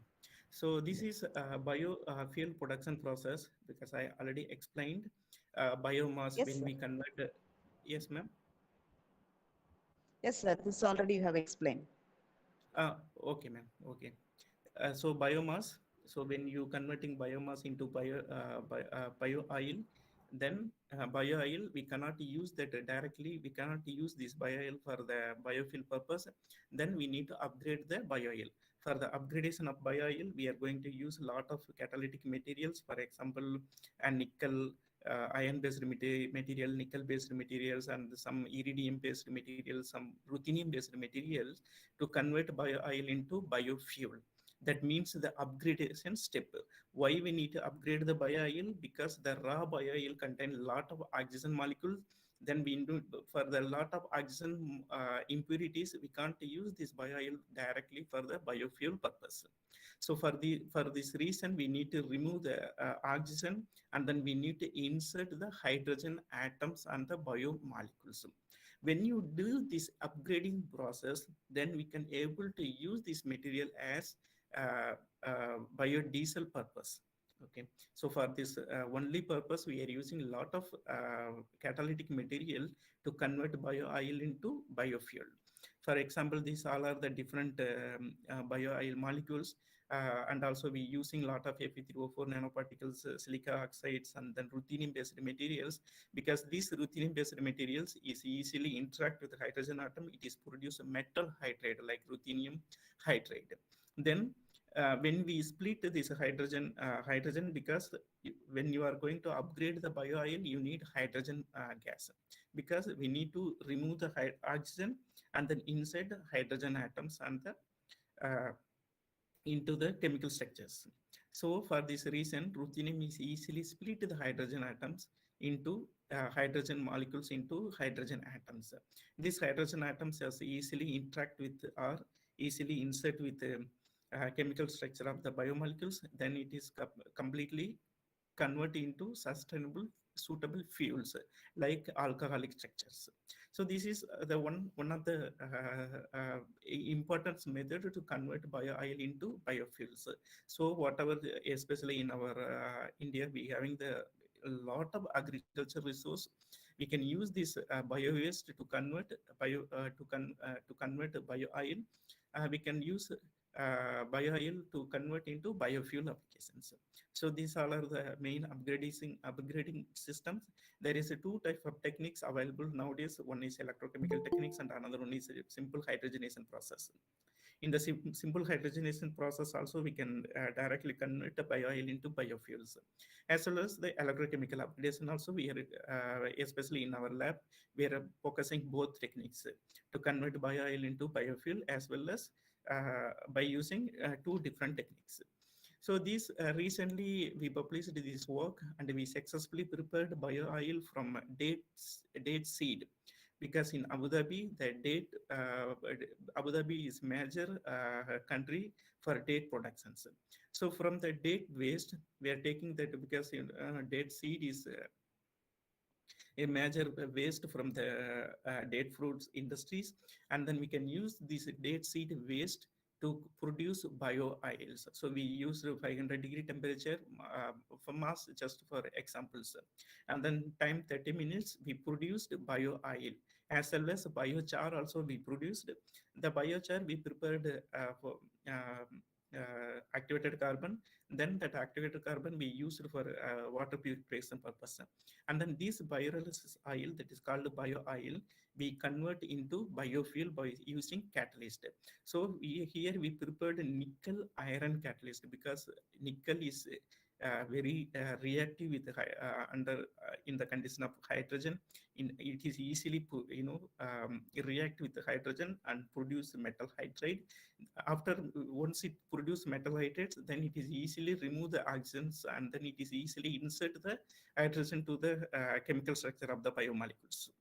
So based on that, the catalysts are easily and after the upgradation, then we easily remove this catalyst by using external magnetic field, because this nickel and iron is magnetic materials, so it is also used as a high performance catalyst to convert biofuels. So in this work, we successfully produced bio oil from date seeds, and then we successfully converted bio oil into biofuel using nickel iron catalyst. So this is also one of the best techniques, and we are also still we are processing this bio oil production, because we almost achieved 70%, and then rest of the 30% is still remaining because of sometimes we faced some catalytic deactivation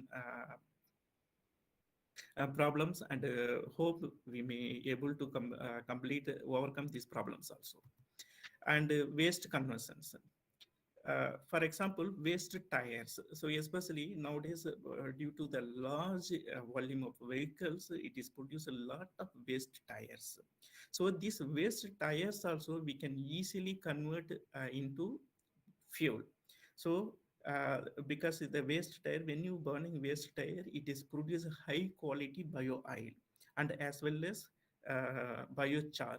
So this biochar is also very active, and also when you convert this biochar into carbon biofuel, activated carbon, then it is produce a lot of, especially it produce huge surface area. So this huge surface area react with a lot of ions, then it may be potentially useful for lithium ion batteries or batteries, supercapacitors, or wastewater treatments. So when you are burning waste tires, you are able to produce bio oil as well as biochar. So the bio oil you can use or you can convert this bio oil into biofuel by using our nanomaterials, and the same time you can convert biochar into activated carbon. So so waste to wealth, so this is called. And this is also one of the techniques of how we utilize these type of waste materials. For example, agriculture waste and bio waste and plastic waste, and then this type of tire waste. We can use, we successfully use this tire waste, this type of waste materials to generate biofuel by using nanotechnology, nanomaterials. And flue gases into fuel energy. Ma'am, these slides are visible, right?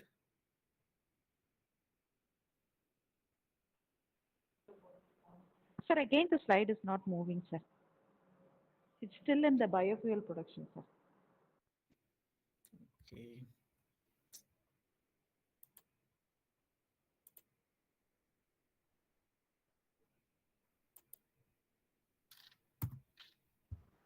Sir, now we are watching the fuel gases into fuel energy slide.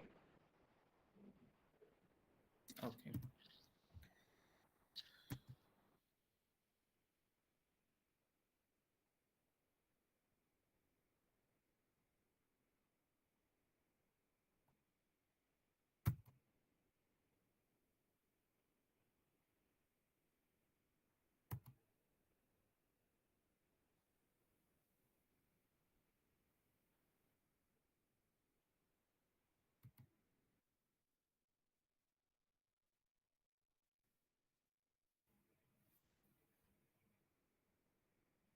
Okay, ma'am, now it's visible, right? Yes, sir. The flue gases, the fuel gases into fuel energy. Carbon capture and recycling, that slide is visible, sir. Slide number 26.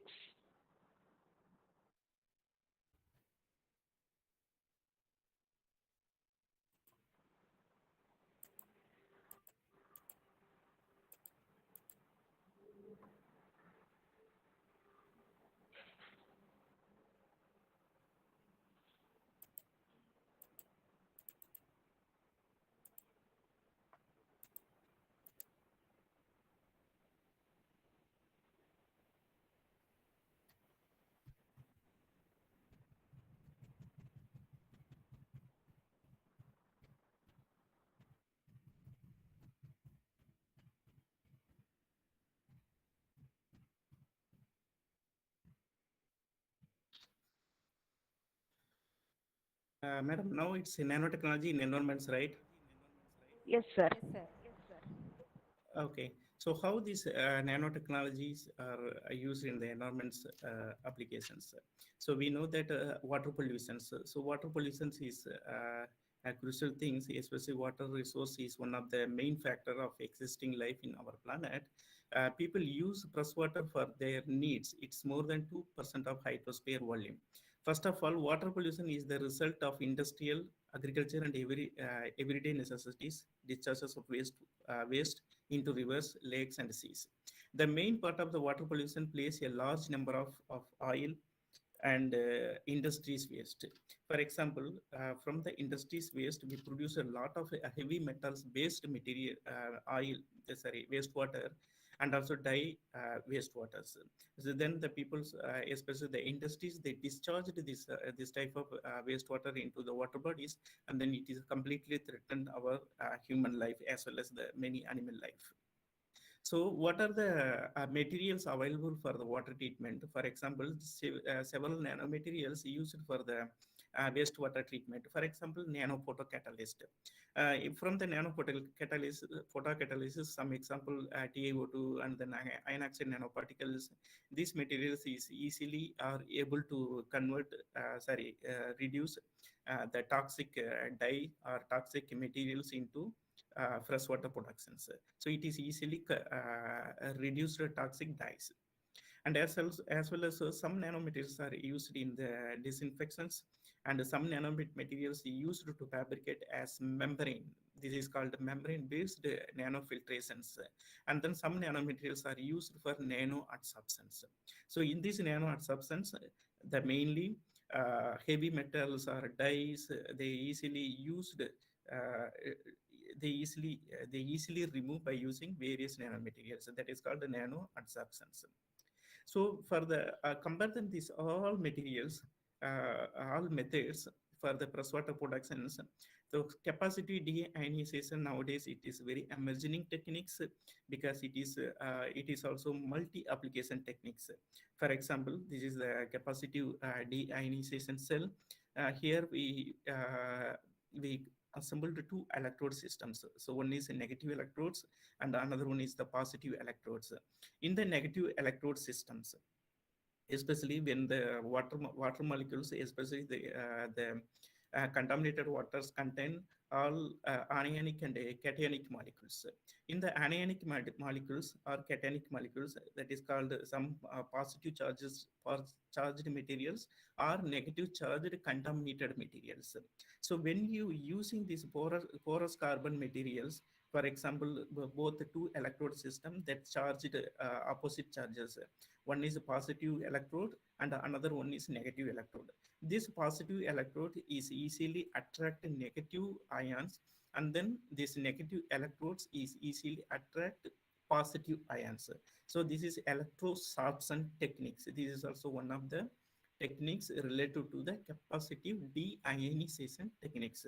So in these techniques, potentially useful to remove contaminants, especially the heavy metal contaminants. So for example, fluoride that is F minus, that is negatively charged, and then cadmium CD plus, and then lead, and then chromium. These all positively charged ions.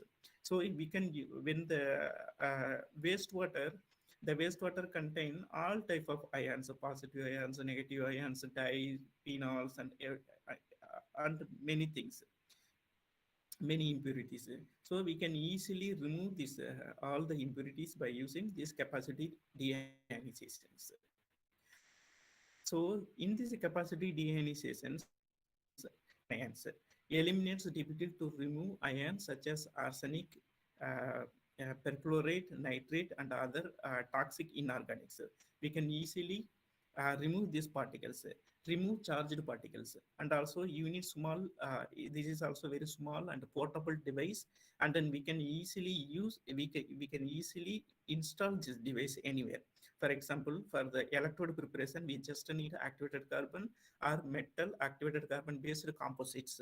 For activated carbon, I already explained From the biomass, when you are converting biomass into biofuel, almost 20 to 30% of biochar we produced, we can use this biochar to produce activated carbon.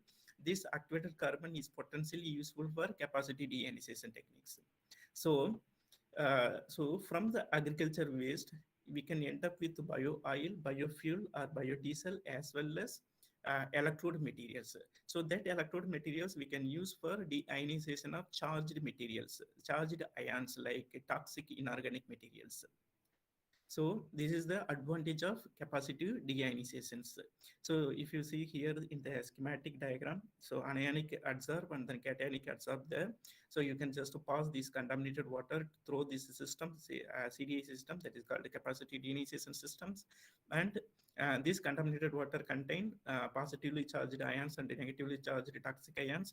In this positively charged toxic ions adsorb cathode side, and the negatively charged ions are adsorbed in the anodic side. Then finally we can end up with clean water. So this capacity deionization techniques is one of the best techniques, and we can easily convert, treat contaminated water to produce clean or potable waters. So this schematic diagram is very easy to assemble in your lab also. We just need one electric power that should be produced, that should be a power supply for a CDI device. This CDI device contain only two parts. One is anodic part and another one is a cathodic part.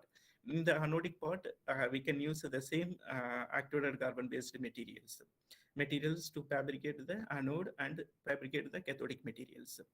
So when you assemble these techniques and then just close this device and just charge this CDI device by using electrical power, just give 1.1 or 1.2 volt, because if you go above 1.2 volt, then it leads to water splitting. Then we no need to water splitting, especially in this, we just want to treat the water. Then just reduce your power like 1.1 volt, more than enough to treat the heavy metals.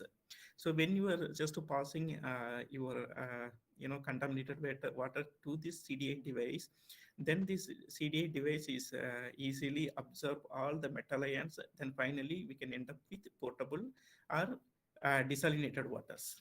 So this is also one of the emerging techniques nowadays. The people are using these techniques, and then we also produced activated carbon from the peanut cell, because I just collected the peanut cell waste from my land, and then we took this peanut cell to Abu Dhabi to our lab, and then we converted this peanut cell waste into activated carbon. We produced a very seed-like activated carbon. From the seed-like activated carbon, we fabricated two electrodes. So one is anode electrodes and another one is cathode electrodes, and we assembled it together, and then we passed the chromium contained water. This chromium contained water are just passed through the two electrodes, and then these two electrodes are easily reduce these chromium ions, and then as well as it is absorb the chromium ions. So this is one of the best techniques. We developed these techniques for treating the wastewater by using just bio waste. And also recently we produced another one materials, for example, ruthenium cobalt ferrite and RGO hierarchical nanostructures. So this material is potentially useful to convert, reduce CO2 under visible light, as well as this material also easily reduce phenolic content. So especially in the contaminated water, it not only contain heavy metals, it is also contains some phenolic compounds like dye compounds. So we need to develop a techniques with the techniques, which techniques able to reduce chromium ions as well as the phenolic toxic compounds in the wastewater treatment, wastewater. So for that purpose, we developed one very good technique, very good materials, especially that material used as bifunctional materials. So we produced that material, and then we fabricate the electrodes, that is called photo electrodes. That photo electrodes able to convert chromium 6 plus, because chromium 6 plus is toxic compared than chromium 3 plus, because when it comes to chromium 3 plus, then it is easily accumulate in or easily convert into chromium oxide. It is deposit on the water bodies down on the water bodies. But in the chromium 6 plus, it is always mixed with water, then it is completely threatened to our human or animals. So for the purpose, so we are trying to convert first chromium 6 plus ions into chromium 3 plus. Then we can convert the chromium 3 plus ions into chromium hydroxide. When it's a form of chromium hydroxide, then it is settled down the reactor. So that means we can easily remove the chromium from the wastewater. At the same time, we used phenolic content also. These phenolic compounds also simultaneously reduced by anode, because when the phenolic compounds oxidized by anode, then it is produce enormous proton, because you need, when you are converting chromium 6 plus chromium 3 plus into 6 plus into chromium 3 plus, then you need hydrogen that is called protons as well as electrons you need.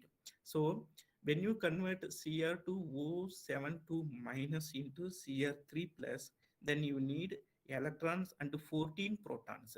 The 14 proton means that during the phenolic oxidation, it produces enormous proton. These protons are potentially utilized for chromium conversion.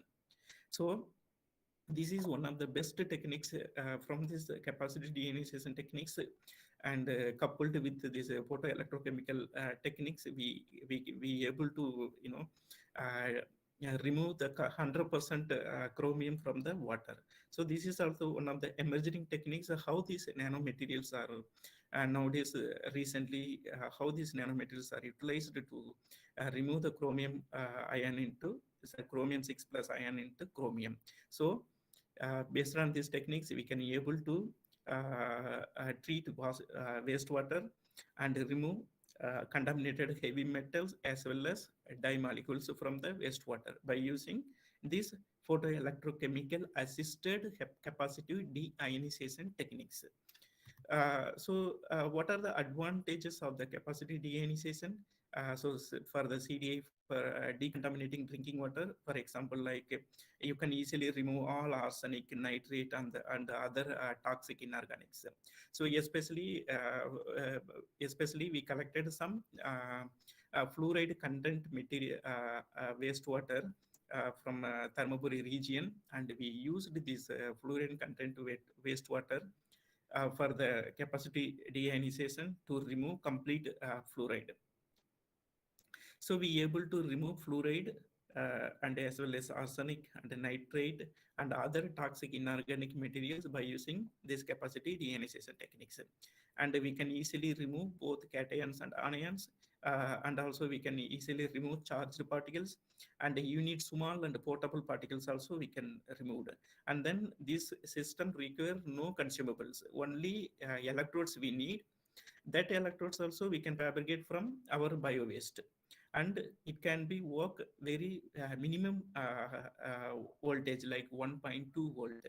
1.2 volt means we just use a small piece of solar panel, we can generate this 1.2 volt, and therefore it is this capacity deionization techniques is very optimized techniques to remove heavy metals as well as dye and phenolic toxic compounds from the wastewater.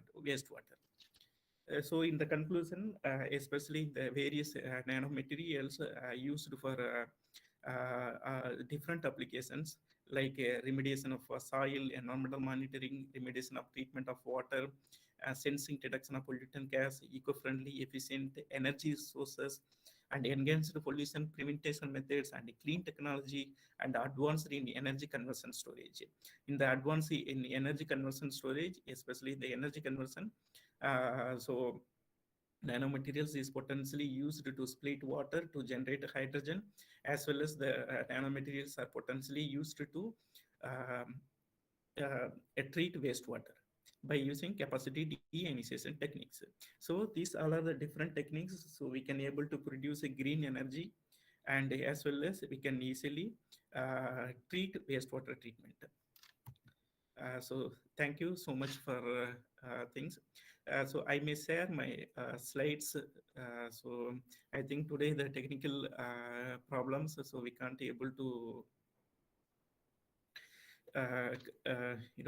complete successfully. But however, so I may share my PPT. So whoever want to know about these complete recent techniques, just you may uh, go through these complete slides, and if you have any doubts, then please contact me through email or WhatsApp, anything. So thank you so much. Thank you so much, sir. Sir, actually, it's a thank you, very ma'am. brilliant experience listening to you. It's a very wonderful presentation. Though there is a technical issue, it's a very wonderful presentation. Actually, it's a brilliant experience of listening to you. So thank you for showering your research ideas and knowledge regarding the nanotechnology and its wide applications. Yeah, Yes, amidst ma'am. of your busy schedule. Actually, you made clear the water splitting technique and how we can convert the waste into wealth, as well as you made clear about the wastewater treatment, especially the removal of chromium, arsenic, fluoride, all those inorganic contaminants with the electrodes that has been fabricated from the bio-waste, which is a very admiring one. It's really a wonderful presentation, sir. Thank you so much, Thank you, sir. ma'am. Actually, due to these technical issues, even I just skip one complete part that is flue gases energy conversion. But Yes, maybe sir. if I have future any available time, then I may explain, ma'am. Sure, No sir. problem. Sure, We sir. will conduct. So we'll meet through Yes, ma'am. offline mode program. In Yeah, future, yeah, sure, ma'am. surely Actually, we'll I'm contact planning you to. for an offline program. Yes, sir. Yes, ma'am. Actually, yes, ma'am. Actually, I'm also planning to visit April or May. Then I may let you know, ma'am. So we can have a meeting also. Thank you. Thank you so much, sir. Okay. Okay, sir. Participants, Thank you, now the ma'am. session is open for discussion. Participants, you can unmute yourself and you can chat with our resource person. Sir? Yes. Sir, I'm Dr. S. Malati, sir. Sir, Hello. Yes, ma'am. the session was very, very useful for us, sir. Sir, I have one question. Sir, Yes, ma'am. suppose I want to study surface profile of a nano material means, which would be better technique, sir, STEM or TEM for investigating? Yes, ma'am. If you want to study the surface profile, suppose can you let me know, ma'am, which material you are preparing? Because based on that, I may suggest. Because, for example, if you prepare activated carbon, then it is must Yes, sir. to go for BET, that is called the surface area determinations. So Okay, through sir. these nitrogen adsorption or displacement techniques, then you can estimate the estimate the surface area of your materials. But Okay, if sir. you want to prepare, if you prepared any metal oxide based material, then you should confirm first structural analysis. Through the Okay. structural analysis, you may able to whether you produced you achieved your materials or not. Suppose you achieved your materials, then go for optical properties, and first you need to go for a surface morphological analysis by using SEM. Yes, sir. If the SEM Yes, sir. also good, then go for optical. Suppose the material is semiconductor material, then you can go to optical properties. And also XPS also nowadays very must, ma'am. XPS for XPS. the Okay. XPS analysis, we can easily estimate Okay. the what chemical composition, and then what type of composition, what type of chemical states, what type of oxidation states present in your samples. So this is also Okay. complete chemical compositions. So you can study by using XPS. And of Okay. course, ma'am, BET. BET also very important for to determining the surface area of the samples. Area. Okay, sir. Sir, thank you for your elaborated answer, sir. Sir, one more question. Sir, Yes. which method of synthesizing nanoparticles is better, chemical synthesis or green synthesis, sir? Yes, ma'am. Actually, green synthesis best, ma'am. The problem is in the green synthesis, it's leads a lot of impurities. So when you are end up, suppose if you want to prepare pure iron oxide nanoparticles, Okay, but sir. when you are going for green synthesis, because you are using a lot of in the green synthesis, especially that green solvents having a lot of phenolics and other compounds. So Okay, these sir. compounds also interact with our metal oxide particles. Then it leads to so many impurities. So you can't Okay. be able to achieve pure materials. But it is purely based on your application, madam. I Okay. normally suggest maybe some materials may be suitable for green synthesis, but suppose if you want to synthesis silver and Yes, sir. gold nanoparticles, the green synthesis method is best. But if you want to Okay. prepare iron oxide or titanium oxide and other based material oxide, metal oxide based materials, then the green synthesis is not suitable, ma'am. Okay, sir. Okay, sir. Okay, sir. Sir, thank you, sir. Thank you so much, sir. Okay, ma'am. Sir, I just have a question. Yes, ma'am. Sir, you have mentioned about the Nafion membrane that has been utilized in the water splitting. Yes, ma'am. Sir, apart from the water splitting, is there any applications for that Nafion membrane in other fields, sir? Yes, ma'am. Actually, Nafion membrane is very crucial things, ma'am. So especially all electrochemical part, not only water splitting. Actually, I skipped one part, the complete part, that is CO2 conversion into fuels. So we can just convert toxic CO2 into fuels. For that also we need a Nafion membrane, madam. Because in this Nafion membrane, it is allow only proton. That proton at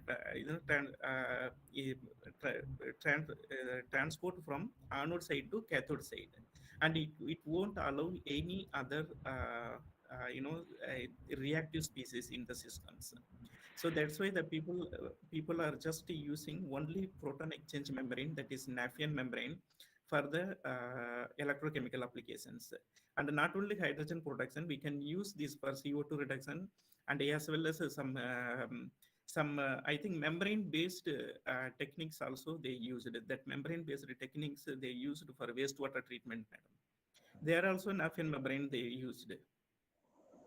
Actually, many applications are there. Maybe I will check the literature and then I may let you know, ma'am.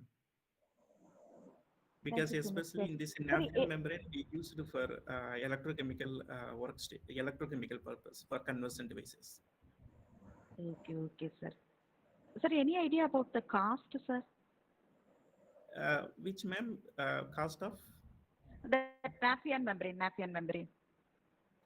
Actually, currently we Whether are it is buying cost from. effective? Yes, ma'am. Actually, currently we are buying from Sigma only for membrane. Yes. But we are also planning to, develop our own membrane, because own membrane. Yes, So fine. that membrane should be allow only proton, or that membrane should be allow only one particular elements, ma'am. So if you prepare like this any membrane, then it's really wonderful research, ma'am, especially because that is more Yes, but applicable. ion selective membranes, like ion selective membranes. Yes, ma'am. Yeah, ion Yes. selective membrane. So especially here we Yes. use the proton selective membrane.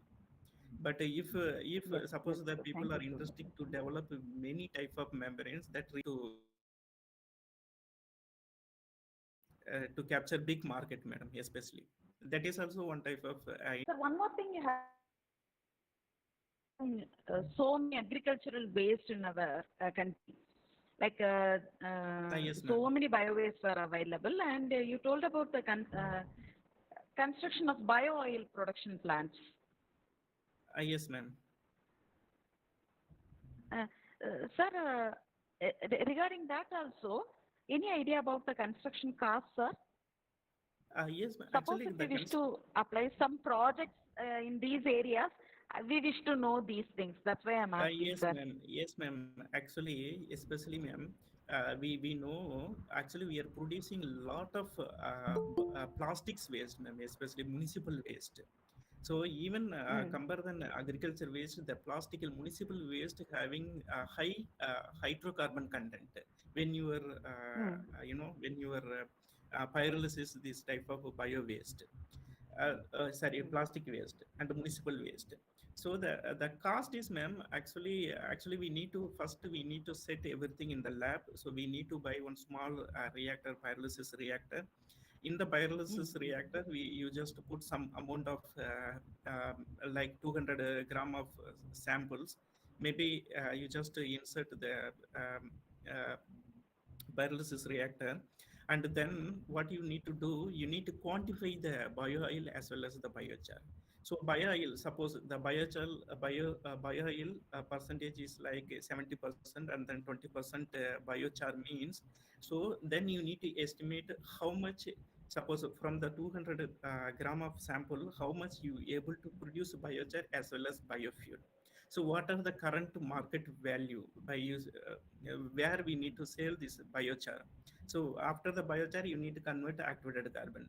So you can sell this activated carbon to the industries, especially the who developing more electrodes material for supercapacitor lithium-ion batteries, and you can also give this material to the wastewater treatment companies, because the activated carbon, then biochar is crucial for the wastewater treatment.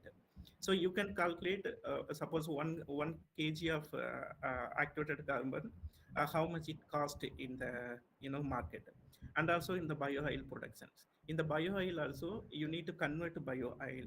Then you need to estimate the cost of bioil conversion, what type of material you are going to use, and then how much it take the cost.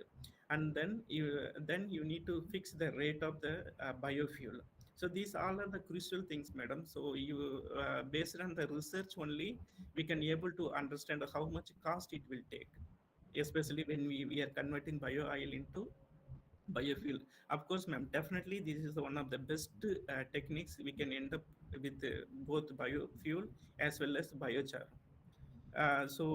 We didn't estimate the cost, madam, because we are still we are still doing the process, but it's not more costly, ma'am. So we can easily use these techniques.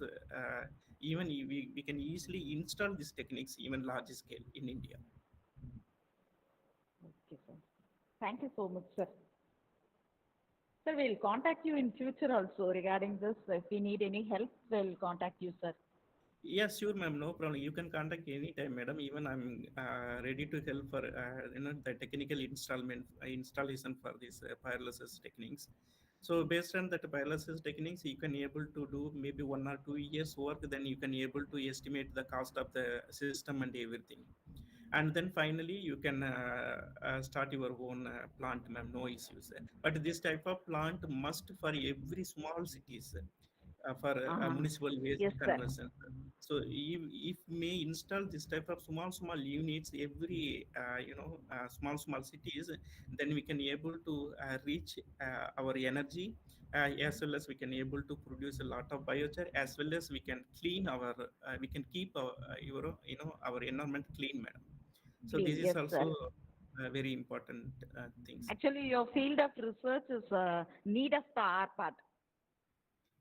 Yes, it's highly society oriented. It's highly appreciated. Yes, ma'am. Actually, that is very important, ma'am. Actually, we need to find a problem from our society only, then develop research based on the problems. Sir, recently the 3D printing electrodes are also available. No, sir.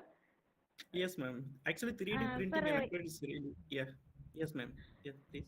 Can we use those 3D printing electrodes for the water splitting purpose, sir? Any studies, earlier studies is available? Yes, ma'am. Actually, 3D printing electrode is really amazing, madam, because it's giving the more surface area compared than when we are coating. Yeah, when we are coating just on the substrate, it is react only the surface atoms only. But when you develop 3D printing based electrodes, then the surface area more, then we can able to split more we can split more water molecules to generate hydrogens more. Yeah, 3D printing electrode is really very good suggestion, madam. Actually, we are also thinking about that. Yes, sir. In this regard also, personally, I will contact you, sir. Yes, ma'am. Yes, 3D printing electrodes. Yes, ma'am. Sure. Thank you so much, sir. You can easily use the activated carbon, ma'am, for preparing 3D electrodes. Yes, Actually, sir. it's really good, ma'am. Actually, fabricating the electrodes and you can giving these electrodes to the water treatment plants. It is really very interesting work, ma'am. Especially this more applicable work. Yes, sir. Okay, ma'am. Participants, any other questions? Sir, I am Dr. Indra. I have a general Hello. question, Yes. sir. Hello. Yes, ma'am. So, what is your advice and suggestions to our student young minds for their future research career? Because many of them Yes, are ma'am. afraid to do research in recent trends, sir. So, give your valuable suggestions, sir. Actually, madam, our students are only thinking about just complete masters. Actually, they are doing a bachelor, and then they don't have other option. Then they are joining to masters. So after the master, they don't have any other idea. Then they joined immediately PhD. After the PhD, when once they joined PhD, then they don't have clear idea. They just prepare the materials and characterize material, and then do one or two application. Then they want to complete their doctoral degree. Then go and then do a job anywhere. That's it. A simple concept, but they don't think about the entrepreneurs, so that is very important, madam. Actually, nowadays, actually in India, there is especially the lack of technology is only based on that. Actually, industries and education institutes are not mixing, madam. This is very very unwanted things. So whenever the industries should always fund to the universities. The universities develop the technology for the industries. Actually, our students also don't understand this type of research things, because I explained about how we can convert some bio waste into biofuel or activated carbon. Then where you need to sell this your products. So these all are the PhD's ideas. So just completing degree and then getting job is not enough things. I'm right nowadays. Just doing PhD and then making one industries based on your research output, that is very crucial things nowadays. So the students Thank you, think sir. only the applicable research, not for the degree completion. So these all are the Yes, sir. Yes. the crucial Exactly, sir. things. Yes. Sir, Participants, yes, any more sir. questions from your side? Sir, can we have any collaboration with your university regarding research in future? Is there any possibility for your university, sir? Yes, ma'am. Always welcome. Yes. Okay, sir. Thank you, sir. We will discuss about it, sir. We'll have Yeah, a no problem, ma'am. So whatever you want, you can collaborate, ma'am. No issues. Even if you want to characterize your sample, then please send your sample to me. I will characterize. So no issues, ma'am. It's fine. Absolutely. okay, sir. Thank you. We Any will have idea about in future, sir. nanobots? Thank you. Sir, am I Yes. audible, sir? What? Yes. Any idea about nanobots, that is nanorobotics?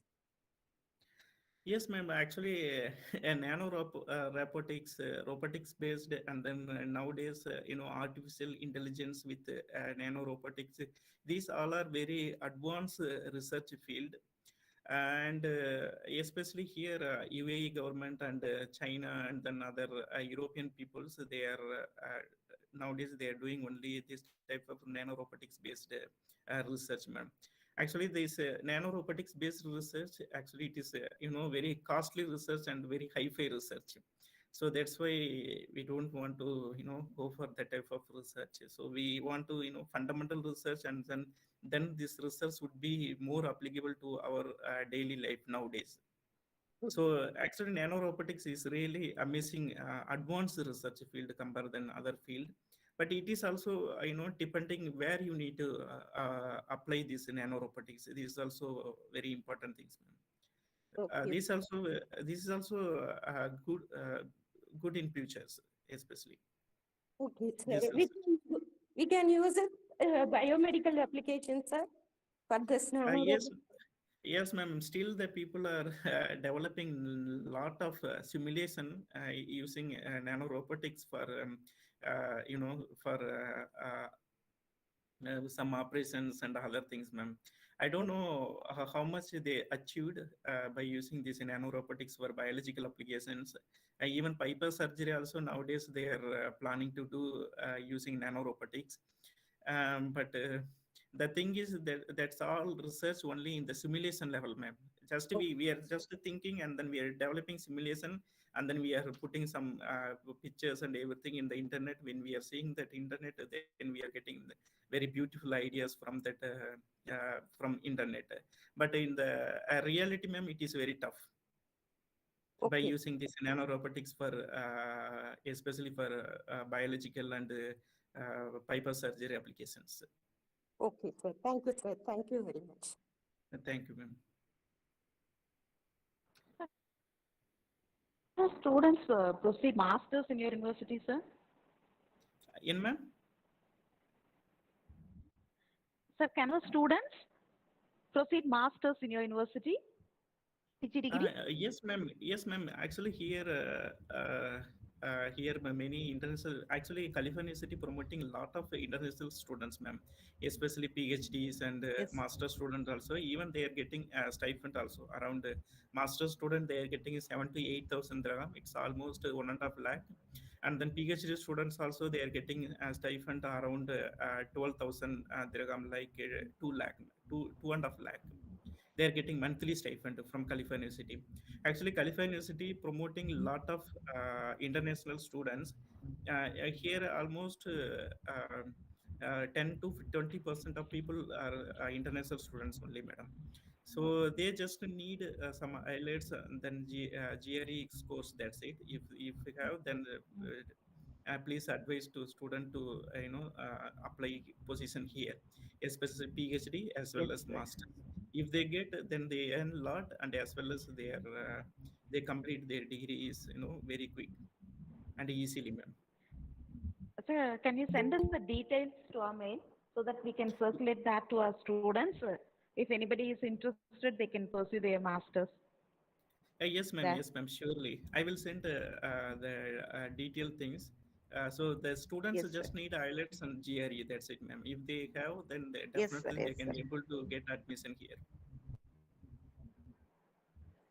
And also, the student think about some Korean universities also, madam. The Korean universities and Japan University, Taiwan University, they are giving a lot of opportunities to our Indian students for PhD as well as masters. Some universities they offer integrated PhD, like masters as well as PhD.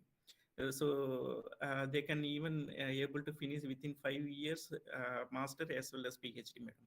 So the students should aware of this, and then you can able to apply so many positions all over world. So the research institutes are welcoming all students, madam. The problem is the students are not approaching the correctly. So that's the only problem.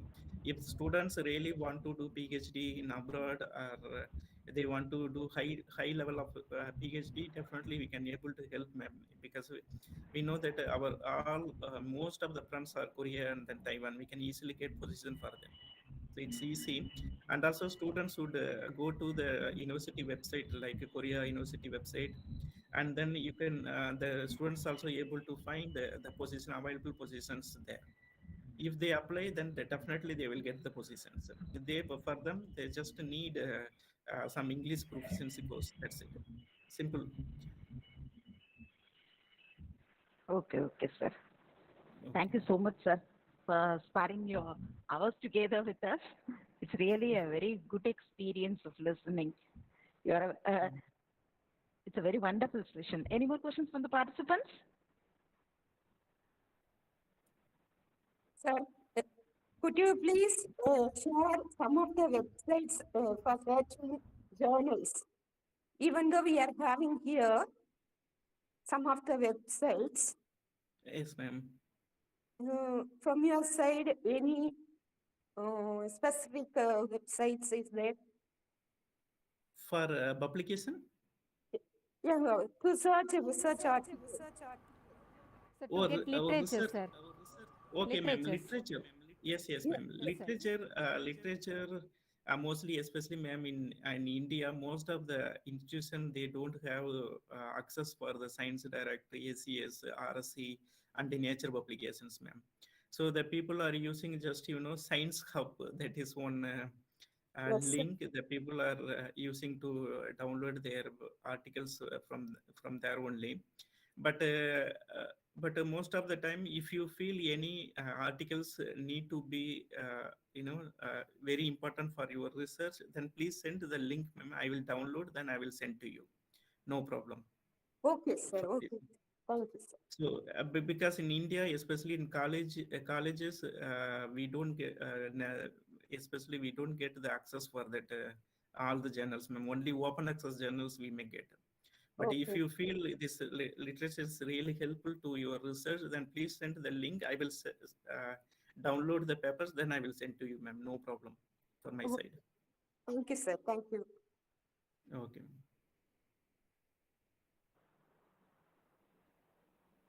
Thank you so much, Okay. sir. Once again, thank you so much for immediate acceptance for this seminar also.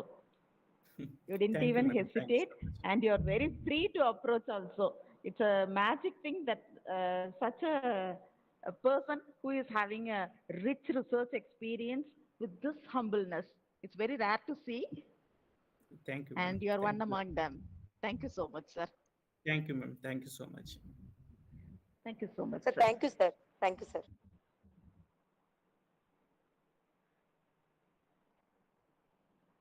Shall we wind up, sir?